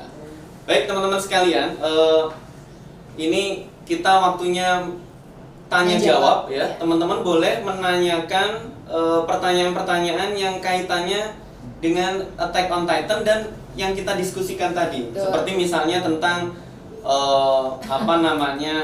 mungkin setiap tokoh atau karakter yang dipertanyakan secara psikologisnya misalnya gitu ya. Apa yang bisa diambil dari situ misalnya, atau misalnya sharing-sharing yang penting bukan spoiler. Jangan spoiler ya. Karena pernah ya. tuh ada yang ini teman-teman, ada yang saya lihat di YouTube itu ada seorang penggemar AOT yang bilang gini, aduh jangan spoiler dong, emosional kita jadi ini nih, nggak kena nih kalau kalian spoiler, kan kasihan juga. Karena ada yang kubu nontonnya dari anime, ada yang kubu dari manga, ya kan? Nah yang dari manga pasti udah tinggal dikit lagi gitu ya. Tapi kalau yang anime jangan dibocorin ya. Kata siapa dikit, siapa tahu nambah chapternya ya. Baik, silakan. Oke nih. Kenapa Isayama membuat harapan lalu menghancurkannya sendiri? Menghancurkannya. Kira-kira dari sisi psikologis apakah betul itu menghancurkan? Kan belum tentu kan? Atau misalnya gimana tuh? Nah teman-teman, saya juga jadi pengen tahu ya, kalau suatu saat doakan ya bisa ketemu sama, moga-moga Mr. Isayama nonton ya acara kita suatu saat kita juga salah satu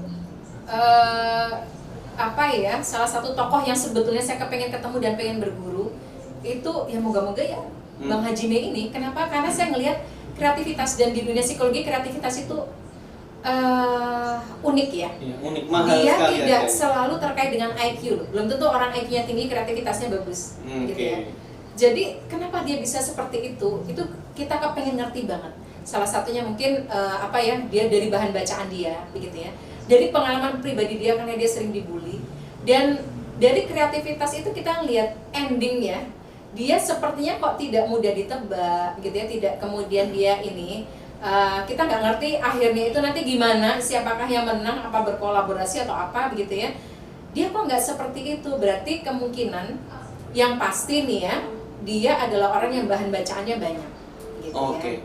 Dan dia sebagai seorang, karena saya juga penulis ya, jadi teman-teman yang di sini mungkin ada yang penulis sama ilustrator, biasanya kita menyiapkan beberapa ending. Nah hebatnya lagi kalau di luar negeri teman-teman itu ada, kalau di Indonesia kita nih nulis buku ya, langsung cetak, langsung sebar. Perkara nanti, aduh ternyata nggak laku nih, nggak bestseller gitu. Ya, kalau di luar negeri itu biasanya dia ada tes pasar dulu. Ini gimana sih? Jadi kalau di International Writers di Seoul itu ketemu dengan Robin Kirk, dia profesor cerita anak. Kalau di Amerika itu modelnya dia dicetak dulu terbatas sekitar 100-200 dilempar. Oh ternyata publik nggak suka, nggak usah diterbitkan lagi, ganti endingnya gitu ya, karakternya mungkin agak diubah, ini sampai kemudian tes pasar. Nah bagi saya Hajime ini orang yang kreatif, mungkin dia menyiapkan beberapa plot ending gitu ya, sehingga kemudian dan ingat kan kalau saya baca dari beberapa situs, dia sebetulnya nih katanya itu mau mematikan semua tokohnya gitu ya. Tapi ternyata karena permintaan, bahkan pernah ketika Erwin Smith mati itu ada petisi ada petisi untuk nggak terima. Nah itu dari sisi kreativitas Hajime Isayama. Jadi yang pasti dia pertama, dia orang yang suka baca. Jadi teman-teman kalau pengen jadi seperti Hajime Isayama, suka baca dan suka nonton tayangan-tayangan yang bagus-bagus. Tentunya itu tadi, kalau kita nggak jadi audiens yang peka itu tadi, maka tontonan kita itu nggak jadi wawasan, ya kan? Hanya sekedar jadi suka aja, tapi nggak jadi pinter, kita nggak jadi wawasan. Nah harapannya kita semua harus gitu, bisa ngambil sesuatu yang positif atau sesuatu yang bisa dijadikan pelajaran di situ.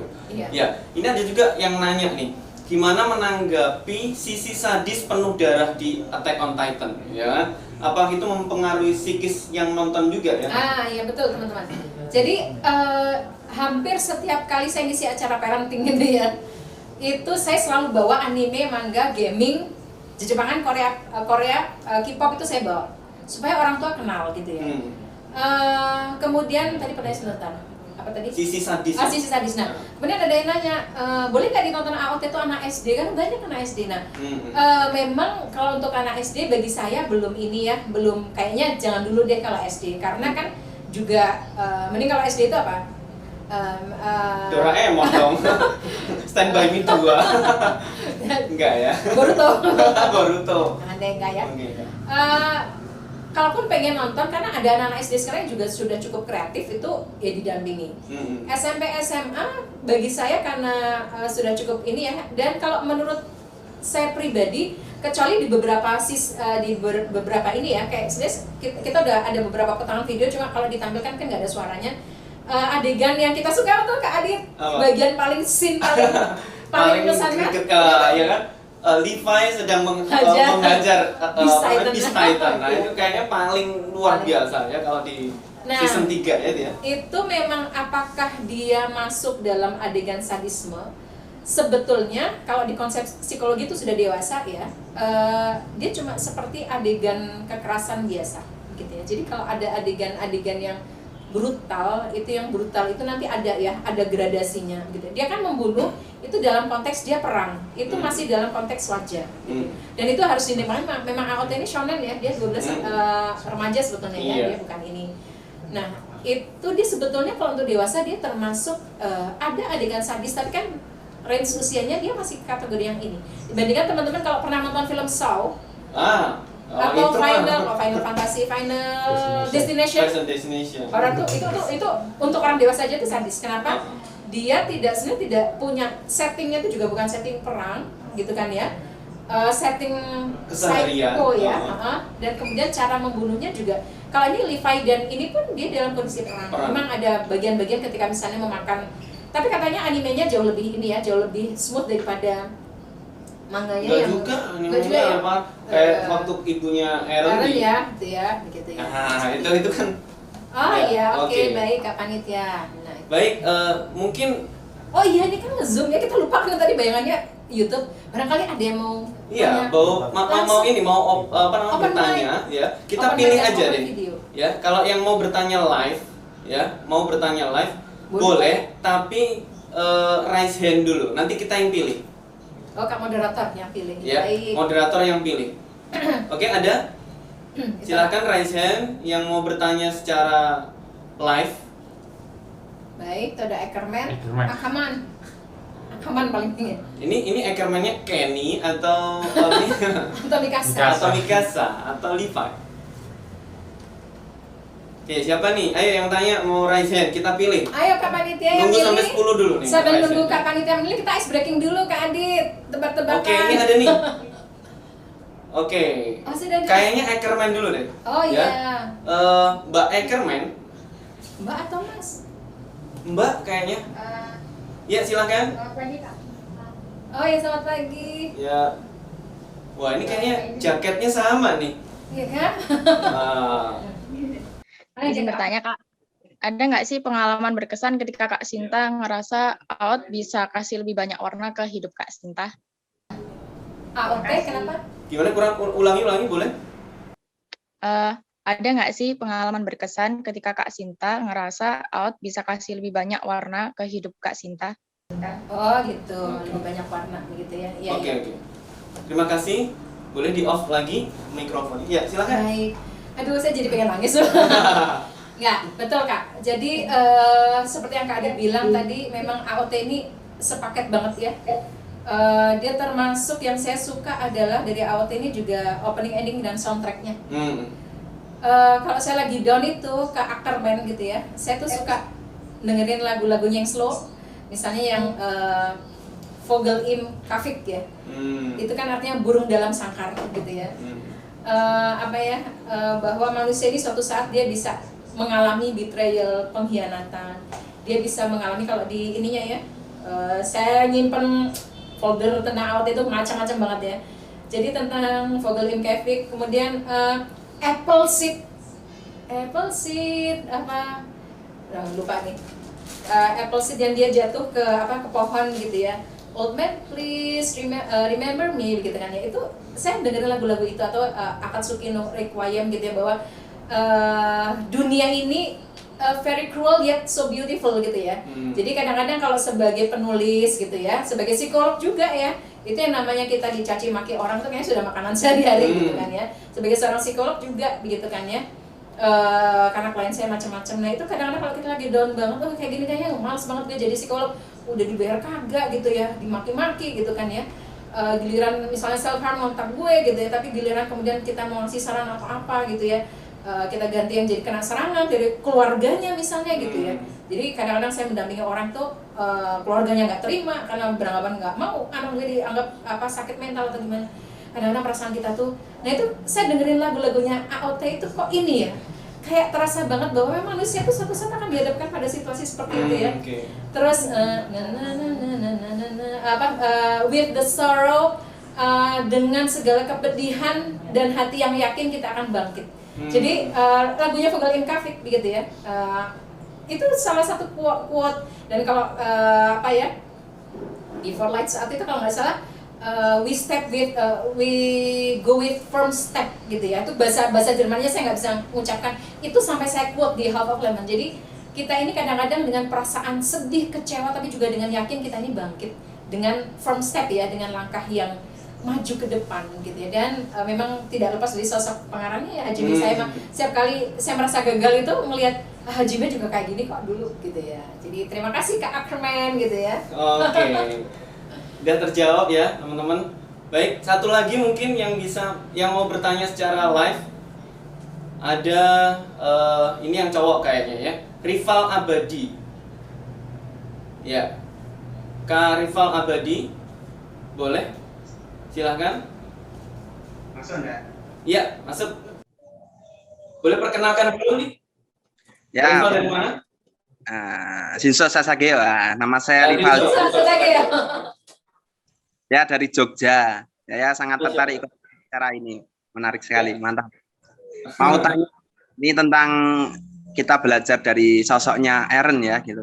Kan Eren itu kan sebelum chapter 3 itu kan kepribadiannya bisa kita tebak ya, luar biasa ya, sangat-sangat semangat dan lain-lain. Tetapi ketika dia sudah membuka perpustakaan di bawah rumahnya itu kan dan setelah mencium tangannya Historia kan semua ingatan kan masuk gitu ya, dan dia berubah kepribadiannya sejak dari itu. Nah mungkin konteksnya itu adalah kan Eren nggak punya cerita, nggak bisa cerita ke siapa-siapa tentang gambaran ingatan masa depan gitu, tentang bagaimana menyikapi masalah itu. Apakah kudu kaya Eren gitu, wah ini saya tak rampungi kan, bisa saya selesaikan semua gitu. Nah itu kan jadi semua beban hidup, masalah itu kan ditanggung Eren sendiri dan dengan segala overpowernya gitu. OP-nya itu kan sampai rambling itu kan jadi seperti itu. Nah, monggo saya dibantu menjawab untuk gimana dalam. Baik, sip. Pertanyaannya keren. Ya, baik. Kalau saya mungkin juga pengen ngejawab sedikit ya. Silakan Kak. Jadi begini, kalau saya melihat kepribadian Eren Yeager ini memang ada sesuatu yang perlu dikritisi memang. Yaitu yang pertama dia itu orangnya karena sering mendapati sesuatu yang tidak sesuai dengan kehendak hatinya, dia mengalami cukup banyak tekanan, gitu ya. Dan tekanan itu ternyata banyak sekali hal-hal yang tidak dia sharekan kepada orang untuk menyelesaikan problem yang dia hadapi, sebagaimana yang dia pikirkan. Jadi selama ini ketika dia ngobrol dengan teman-temannya, obrolan yang versi terbuka ini berbeda dengan obrolan dalam dirinya sendiri, ya. Jadi dia punya komunikasi interpersonal, intrapersonal yang dia lakukan dengan dirinya sendiri, yang dia punya kesimpulan sendiri, dan dia punya versi bertindak sendiri yang berbeda dengan teman-temannya, cuman dia nggak sampein. Bahkan itu di season 4 sangat ketara sekali, ya kan? Dia bertindak tanpa instruksi atasan, tanpa komando, kemudian dia melakukan segala apa yang dia inginkan sebagaimana yang dia pikirkan. Nah, ini memang punya sisi negatif. Kenapa? Ketika apa yang dia pikirkan itu ternyata memiliki dampak negatif yang cukup besar, ya, baik itu merugikan diri maupun merugikan orang banyak, maka ini akan sangat berbahaya. Tetapi ketika kita terbiasa untuk memusyawarahkan apa yang kita pikirkan, ini dahsyat banget. Karena salah satu karakter pemimpin yang punya keputusan-keputusan hebat itu karakternya adalah dia mampu bermusyawarah dengan baik dengan tentang apa yang dia pikirkan. Sebagaimana kita lihat Erwin, kemudian Hanji, kemudian teman-teman yang lain, ketika mereka ingin memutuskan hal-hal besar, selalu itu hasil musyawarah bersama. Begitu ya, Kak? Silakan Kak, kalau Kakak gimana? Jadi terima kasih tadi Kak siapa tadi? Rivaldi. Ya. Kalau tadi Kak Adit sudah dari konteks cerita ya, saya ingin dari konteks psikologis. Kita masuk apa ya, kalau Aaron itu sebetulnya dia mampu memprediksi masa depan, itu di psikologi kita dinamakan indigo. Dan orang seperti Aaron ini sebenarnya nggak cuma satu ya. Mungkin teman-teman yang hadir di sini ada loh, gitu ya. Karena saya dulu punya teman beberapa yang seperti itu. Dia itu kalau saya mau ikut lomba, teman saya bilang, "Wah Sin, kayaknya kamu bakal menang deh." "Wah Sin, aduh perasaan gak enak, kamu bakalan kalah deh." Bener, begitu ya. Dan ternyata ini nanti, makanya saya juga suka bikin cerita-cerita horor, karena memang dalam dunia psikologi yang nanti kalau dikaitkan dengan agama itu ada ya, orang-orang yang dibekali oleh Tuhan itu dengan kemampuan yang namanya dia sangat sensitif. Jadi karena sesungguhnya kalau kita di dunia fisika itu ya, setiap benda itu kan memancarkan energi ya. Jadi orang-orang indigo itu bisa merasa kalau misalnya dia di sini, orang ini bakalan gimana. Kemudian dia memegang sesuatu, kayaknya nih ada sesuatu gitu ya. Itu ada teman saya, kenalan saya yang indigo main ke rumah saya, dia bilang gini, "Waduh, di rumahmu ada ini, udah nggak usah cerita deh, nggak usah cerita gitu ya." Nah, sayangnya anak-anak indigo ini, apalagi kalau dia dibarengi dengan kecerdasan yang luar biasa, seperti Aaron gitu ya. Aaron itu saya pikir dia orang yang cerdas dan dia punya ya indigo ya yang sangat-sangat bisa melihat masa depan. Kadang-kadang begini, dia memang betul kata Kak Adit, dia mungkin merasa takut kalau memusyawarahkan dengan orang. Ya ada yang percaya nggak sama gue gitu kan ya. Kemudian jangan-jangan aku jadi olok-olokan kayak si Aaron tuh, kemungkinan juga kalau barangkali dia cerita juga belum tentu ya. Ada yang percaya, kamu ngada-ada aja gitu. Kali aja kamu trauma gitu ya dengan masa lalu kamu selalu jadi penopang kita selama ini, bisa jadi. Nah, maka betul kata Kak Adit, kalau kita punya sesuatu masalah yang kita rasa itu agak-agak kok nggak ini ya, itu coba kita diskusikan gitu ya. Dengan teman yang bisa kita percaya. Kalau Levi dulu dengan waktu masih zamannya ada Isabel sama Farlan, zamannya masih ada Erwin Smith gitu ya. Itu dengan ini. Nah, kalau Aaron memang lama-lama ini dia memutuskan sendiri ya Kak Adit ya. Begitu. Jadi memang harusnya memang kita banyak-banyak berdiskusi, karena banyak kepala itu seringkali lebih baik, walaupun pada akhirnya keputusan ya kembali ke tangan kita. Begitu Kak Adi. Iya. Jadi kalau kita ini ada banyak pertanyaan, tapi intinya begini, gimana sih sebenarnya menyikapi konflik yang ada di dalam Attack on Titan gitu? Karena kita melihat konfliknya itu sangat carut marut ya. Iya, betul. Kita bahkan dibuat bingung sebetulnya yang musuh siapa, yang protagonis siapa ya, yang antagonis siapa, protagonis siapa. Itu di sisi lain kita tadi bicara tentang kreativitas Hajime yang luar biasa, tentang bagaimana membuat plot cerita dan karakter-karakter ini ditonjolkan dan mana yang kita dibuat terbolak-balik begitu ya. Tapi di sisi lain kita perlu tahu ya bahwa salah satu yang menjadi poin yang kami bold ya di dalam pembahasan di Wakamono adalah prasangka.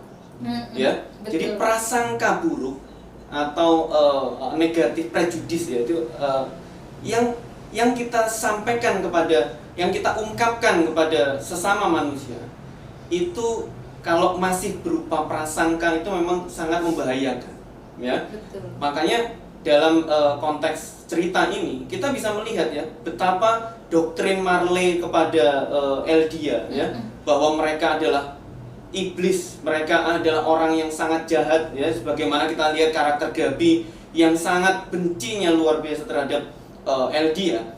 Sebetulnya itu ketika nanti ngobrol dengan yang waktu dia di desa, kemudian dia ketemu dengan keluarganya Sasa ya, kemudian dia dipatahkan argumentasinya, kenapa kamu marah dengan Eldia? Padahal yang dilakukan Eldia itu udah ribuan tahun yang lalu, betul, ya kan? iya. Kan nggak logis kalau itu kemudian kamu salahkan kepada keturunan-keturunan yang nggak ada hubungannya dengan konflik itu, ya kan? Artinya prasangka itu ternyata menjadi pelajaran besar buat kita bahwa kalau kita ingin dunia ini damai, ya, atau paling tidak lingkungan kita, sekitar kita itu damai, maka hilangkan prasangka buruk, Betul. ya kan? Kita harus mudah berpositif thinking dan bicara baik-baik, ya, bahwa kita semua sebetulnya merindukan perdamaian. Iya. Itulah kenapa ada aliansi yang ingin damai, ya kan begitu.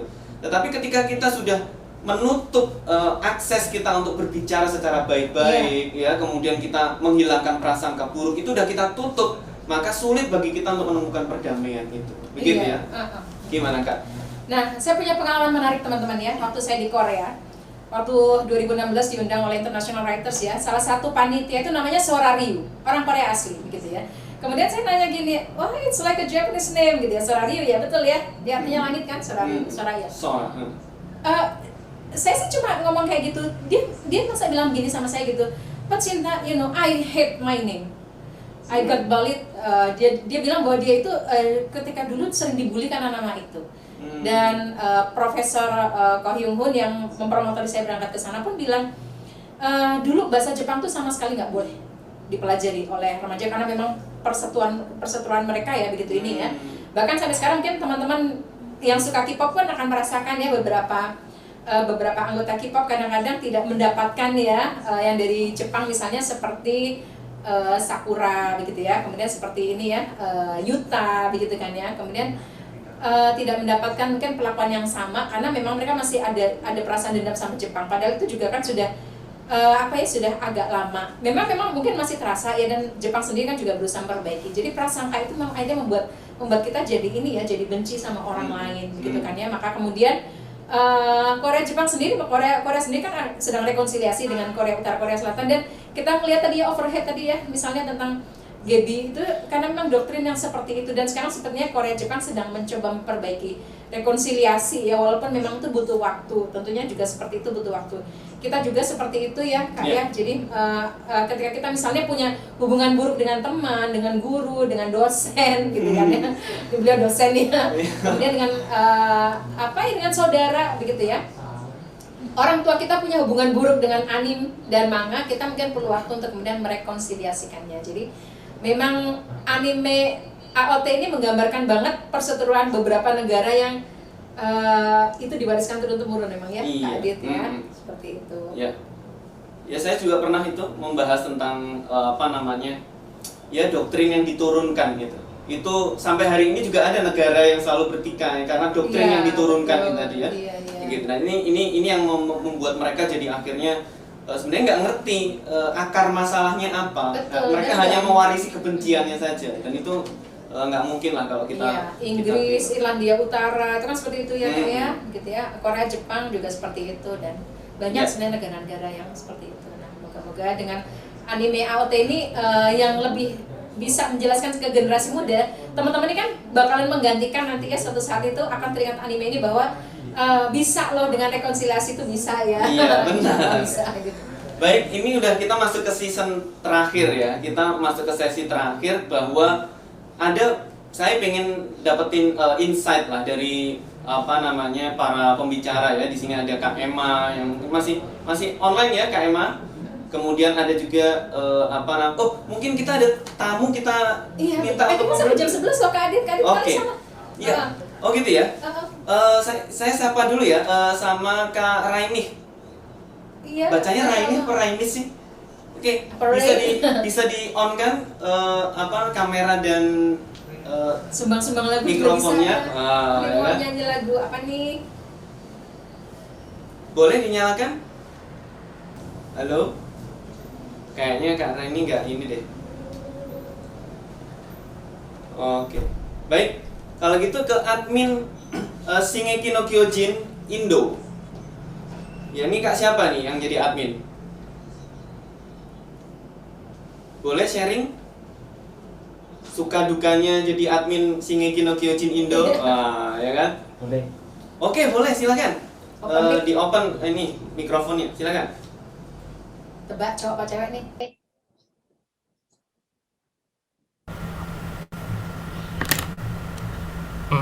Halo, masuk suaranya? Oke. Silakan. Duka-dukanya sebagai admin Shingeki no Kyojin. Em, admin itu yang pertama itu apa ya? Karena kita tahu sendiri lah ya. Jadi admin kadang kan ada yang pro dan kontra postingan-postingan yang kadang dibuat gitu kan. Ada yang nggak suka dengan postingan salah satu admin, ada juga yang pro juga. Nah, untuk menyikapinya itu yang paling penting sih kita harus punya mental baja sih. Itu sih. Karena menyikapi seperti yang dibilang Microsoft sendiri kan, yang namanya netizen Indonesia kan yang paling barbar ya. Kita sebagai orang Indonesia ya harus siap juga lah intinya untuk menyikapi hal-hal kayak gitu kan. Harus punya mental yang baja juga untuk menyikapi orang seperti itu. Jadi gimana ya? Saya lebih enjoy aja sih untuk menghadapi hal-hal kayak gitu, soalnya udah terbilang lama juga lah untuk menjadi admin. Udah hal yang biasa lah untuk menghadapi kritikan-kritikan. Nah, untuk menyikapinya ya kita tetap nggak nggak usah api dilawan api lah, tapi kita kasih apa ya gitu sih.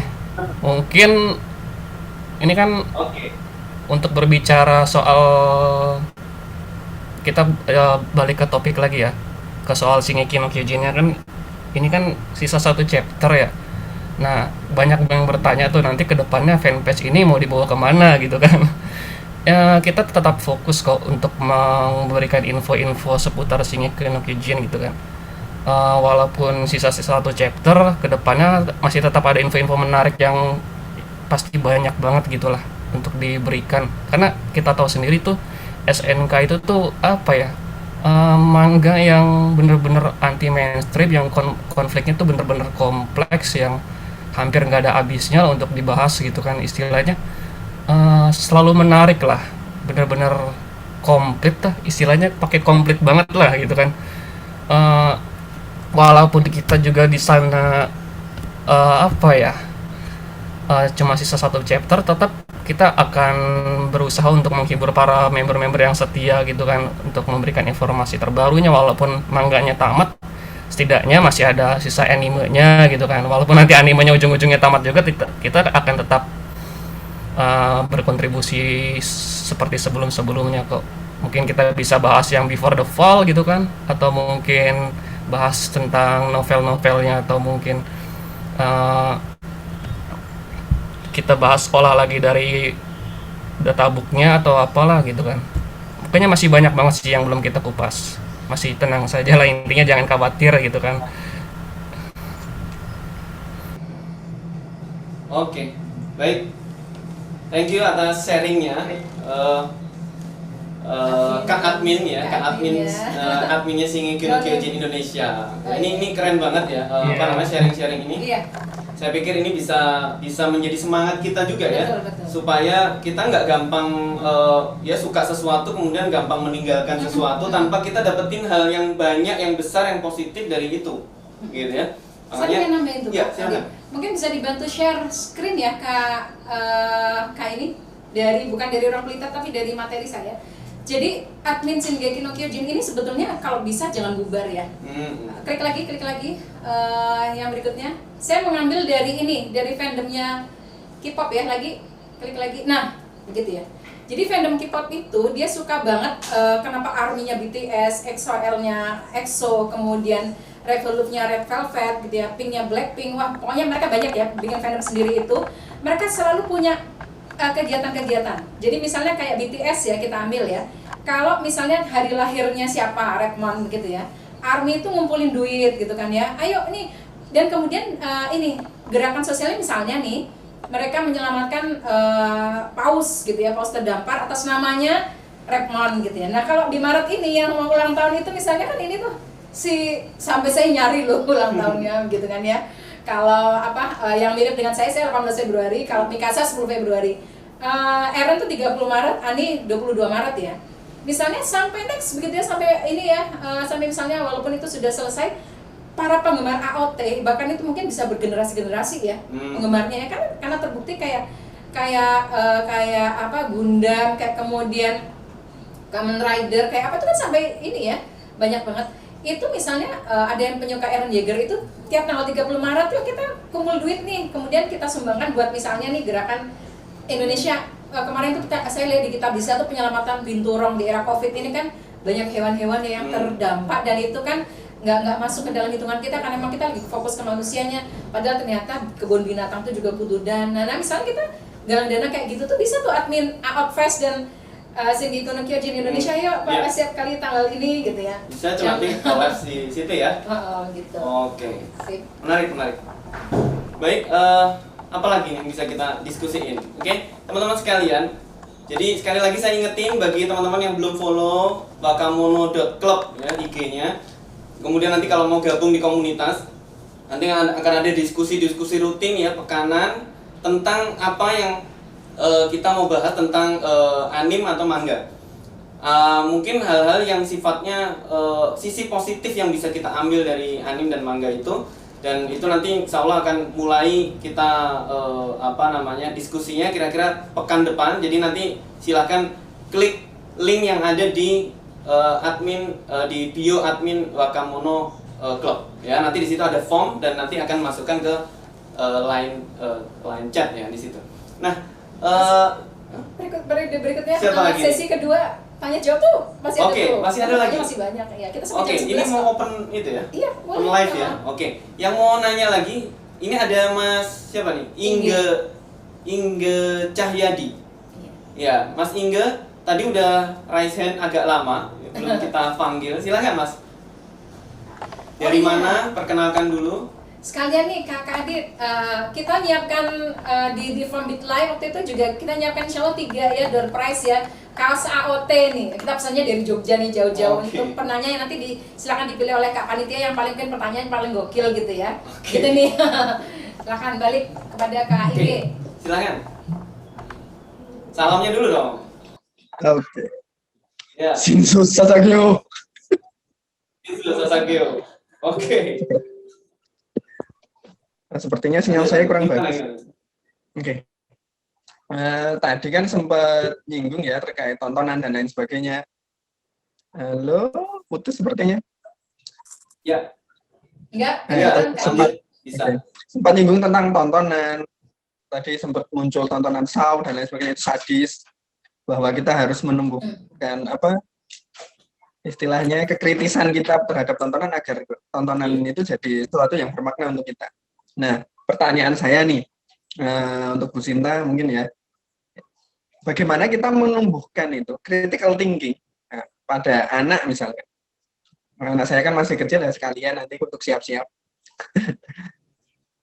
Pada anak gitu, bagaimana kita menumbuhkan critical thinking itu pada anak agar apapun yang dia tonton, yang muncul adalah kekritisan gitu, bahwa ini baik atau tidak, ini mana yang harus diikuti seperti itu. Sekalian tanya kapan kita kolaps lagi, Bu? Udah ini seorang gamers. Oke, ternyata masih sesama ini nih pasukan pengintai. Oke. Silakan. Baik teman-teman sekalian, ini pertanyaan buat kita semua ya. Gimana kalau kita ini menumbuhkan critical thinking? Jadi kalau Mas Igi sih nanyain buat anaknya ya. Kalau teman-teman di sini ada yang dosen atau guru, mungkin nanti untuk ngecek nih muridnya begitu kan ya, gimana? Kita perlu melihat feedback. Saya ingin bercerita tentang salah satu film yang sangat disukai oleh Hajime Sayama, Jurassic Park. Itu sutradara yang juga sangat kondang, Steven Spielberg.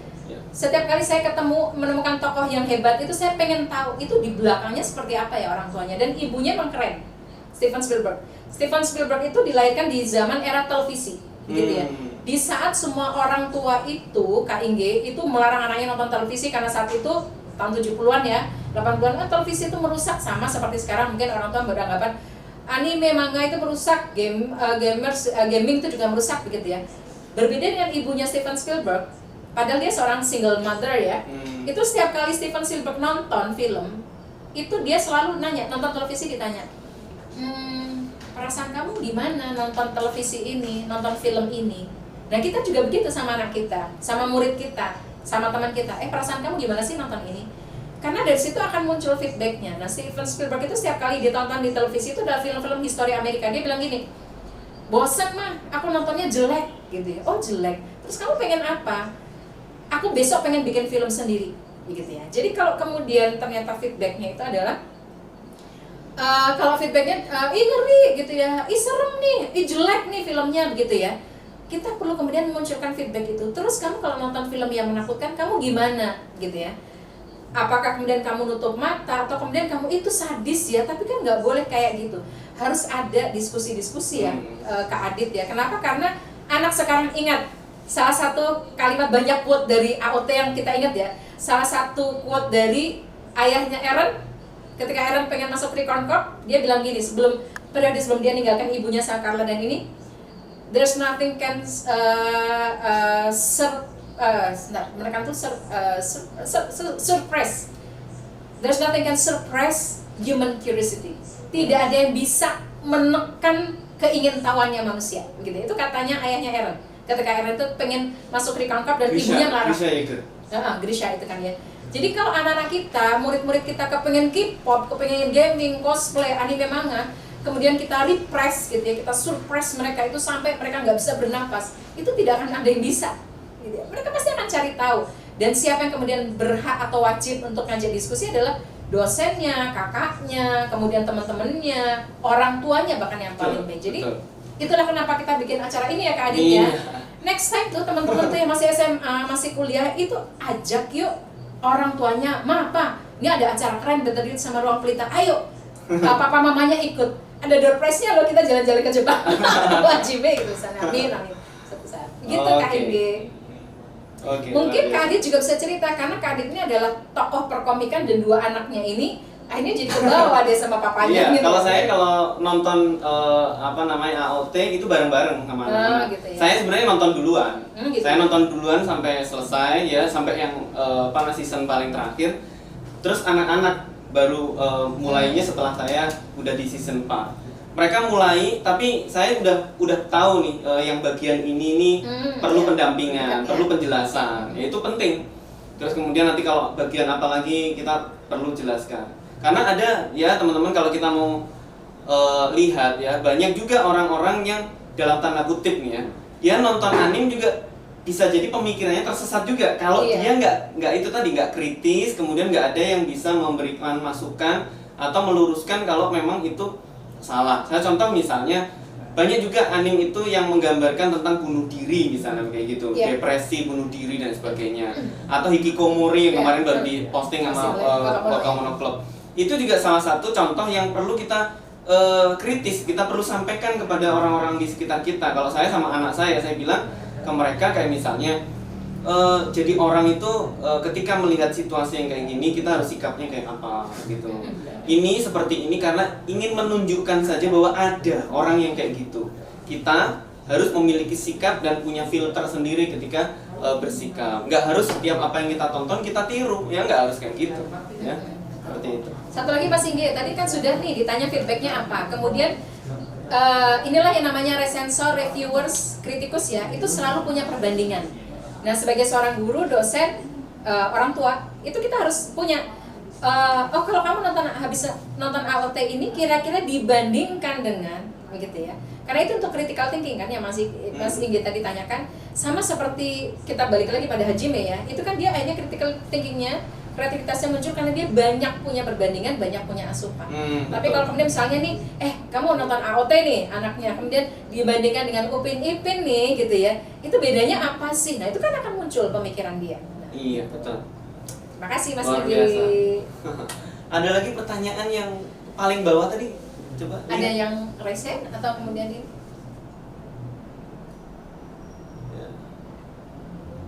Makna kebebasan yang Aaron maksud dari sepanjang cerita Shingeki no Kyojin berjalan tuh apa?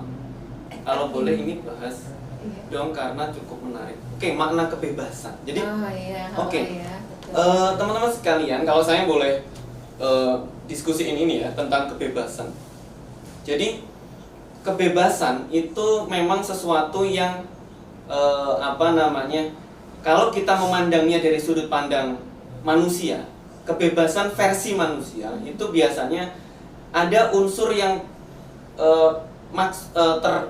tercantum di situ. Itu salah satunya ada unsur yang sifatnya egoisme pribadi, ya. Kalau kebebasan versi manusia biasanya tercampur dengan egoisme pribadinya, sehingga terkadang kebebasan versi manusia tidak bisa diterima oleh kebebasan versi orang lain, gitu. Maka kalau kami di Wakamono, kami menjelaskan tentang diskusi kami tentang kebebasan. Maka kebebasan yang benar adalah ketika, ini kalau dari versi kami ya, mungkin teman-teman boleh berbeda, silakan. Kalau kebebasan versi kami di Wakamono yang kami diskusikan adalah kebebasan yang punya aturan, punya pakem, ya, yaitu kebebasan yang bagaimana? Yang Tuhan ajarkan kepada kita, ada versinya. Nah, versi yang Tuhan ajarkan itu sebaik-baiknya kebebasan, ya. Yang bagaimana itu? Nah, itu nanti detailnya akan kita mungkin nanti dalam postingan-postingan Wakamono Club yang berikutnya mungkin akan kita temui. Tetapi itu kalau kita mau tanya, pertanyaannya ada kebebasan versi Aaron yang bagaimana? Versi Aaron sangat dicampuri oleh egoisme pribadinya. Dia punya versi sendiri kebebasan. Dan jelas-jelas kebebasan yang versi Aaron itu bisa jadi adalah kebebasan yang sangat berbeda dengan yang versi orang lain, ya. Sehingga itu mungkin bisa merugikan orang lain, luar biasa. Begitu. Nah, kalau kebebasan yang standar versi Tuhan itu akan memiliki standar yang bisa diterima oleh manusia semuanya, karena Tuhan itu punya sifat keadilan. Nah, sedangkan manusia itu banyak kelemahan, sehingga versinya pasti akan ada kerancuan dengan kebebasan versi manusia yang lain. Itu kalau menurut kami, Kak Sinta. Gimana kalau menurut Kak? Nanti menurut saya sama Kak Rama ya. Jadi teman-teman sekalian ingat Oh nggak? ya, Kak Rama nih, Kak Rama belum nih ditanya masalah kebebasan. Masalah kebebasan nih ya, teman-teman masih ingat nggak negara yang pertama kali menolak kasus COVID gitu ya? Itu kan Amerika yang sangat mendengungkan kebebasan ya.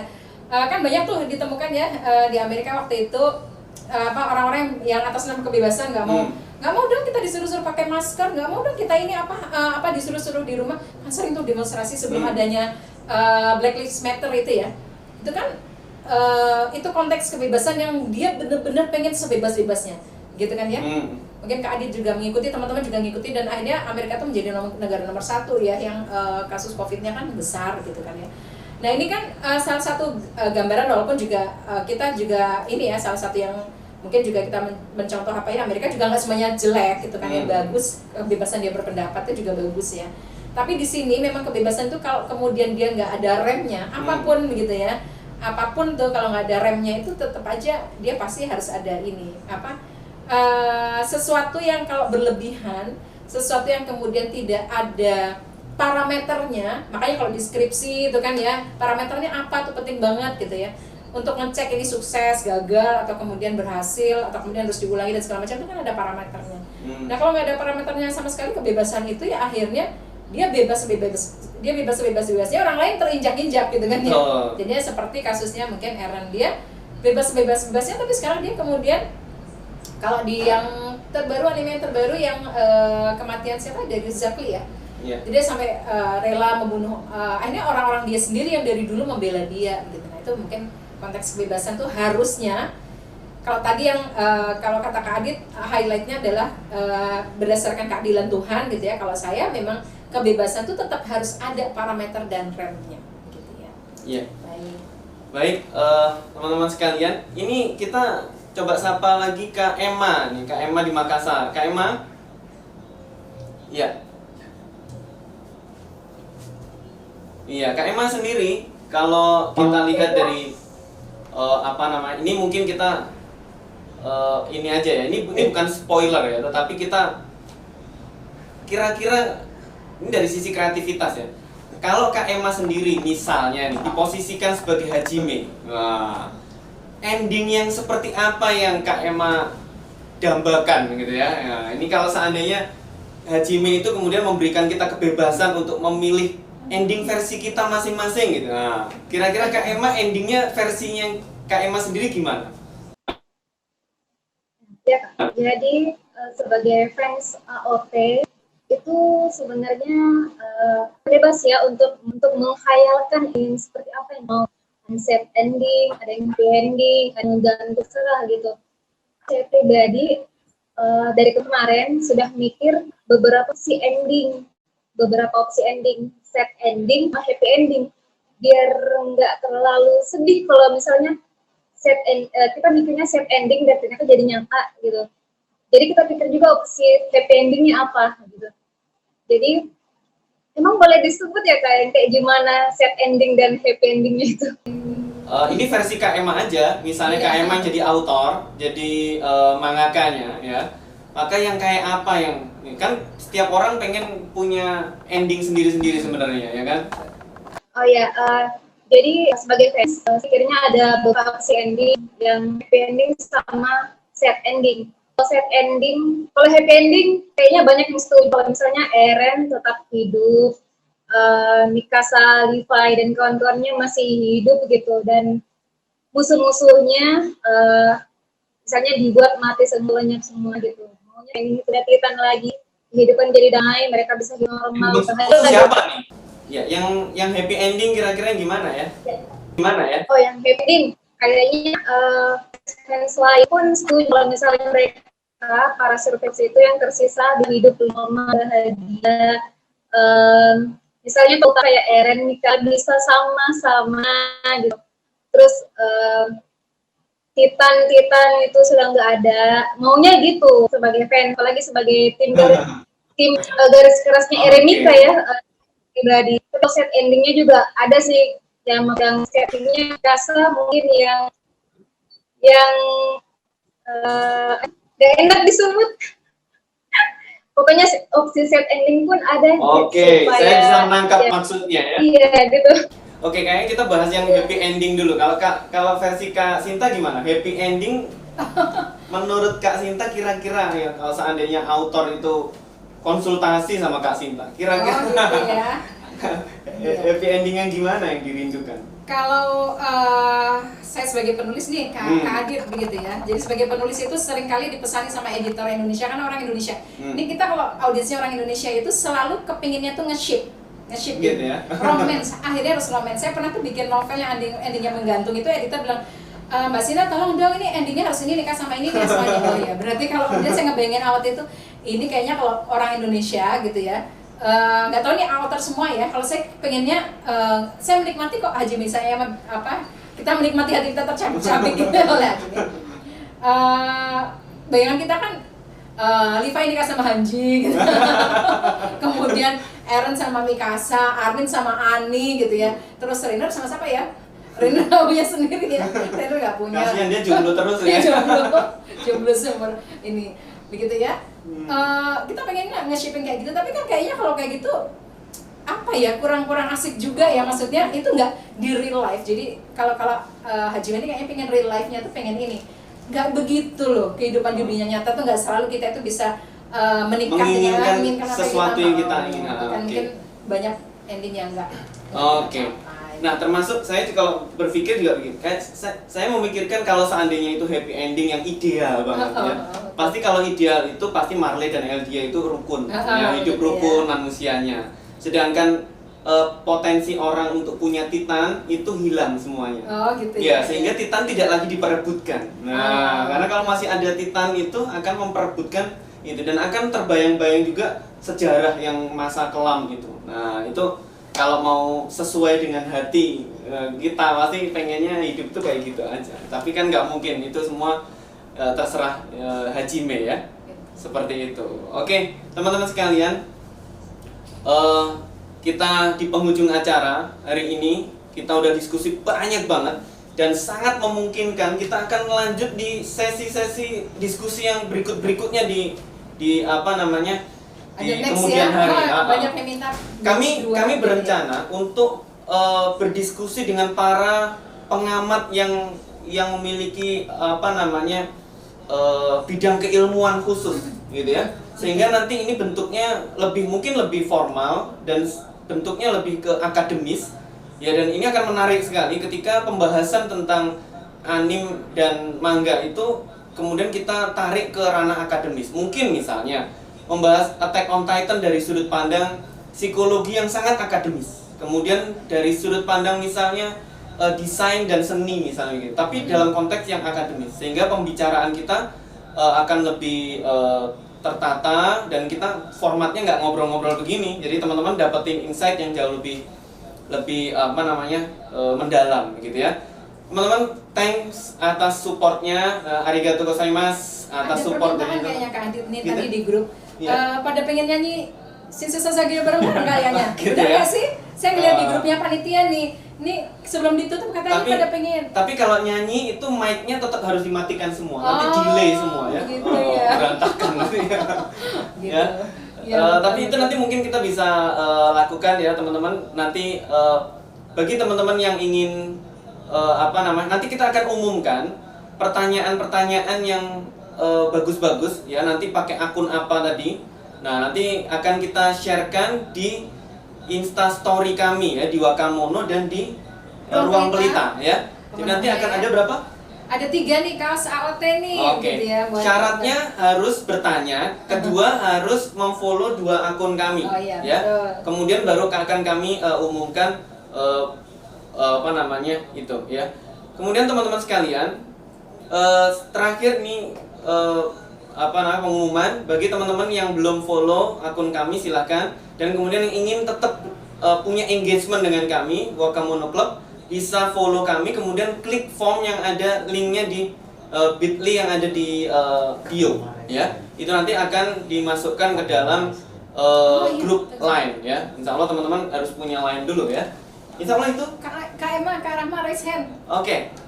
Kak Emma mau sharing satu terakhir? Silakan.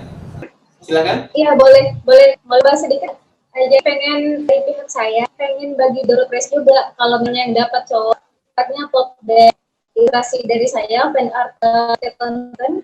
Kalau misalnya yang dapat juga yang didesain sendiri, kayak yang pakai juga boleh gitu. Door prize buat peserta. Keren. Oh ya sip, nanti kita pilih. Jadi Kak Emma ini bikin desain soalnya menerima commission fee, ngedesain jilbab dengan Keren banget. Ya. Oke. Baik. Thank you Kak Emma. Nanti kita akan bagikan door prize-nya setelah teman-teman nanti kita pilih mana pertanyaan yang terbaik ya. Kemudian nanti kita akan lihat apakah dari yang diumumkan itu sudah memfollow akun Wakamono Club dan Ruang Pelita ya. Itu aja dari kami ya. Shinzo Sasageo. Terima kasih semuanya teman-teman sekalian. Sampai ketemu di pertemuan-pertemuan, diskusi-diskusi yang berikutnya. Oke. Lagi-lagi tadi salamnya saya belum ikut. Oke. Semua ya, bareng-bareng ya. 1, 2, 3. Shinzo Sasageo. Oke. Kita tutup. Wassalamualaikum warahmatullahi wabarakatuh. Sampai ketemu lagi.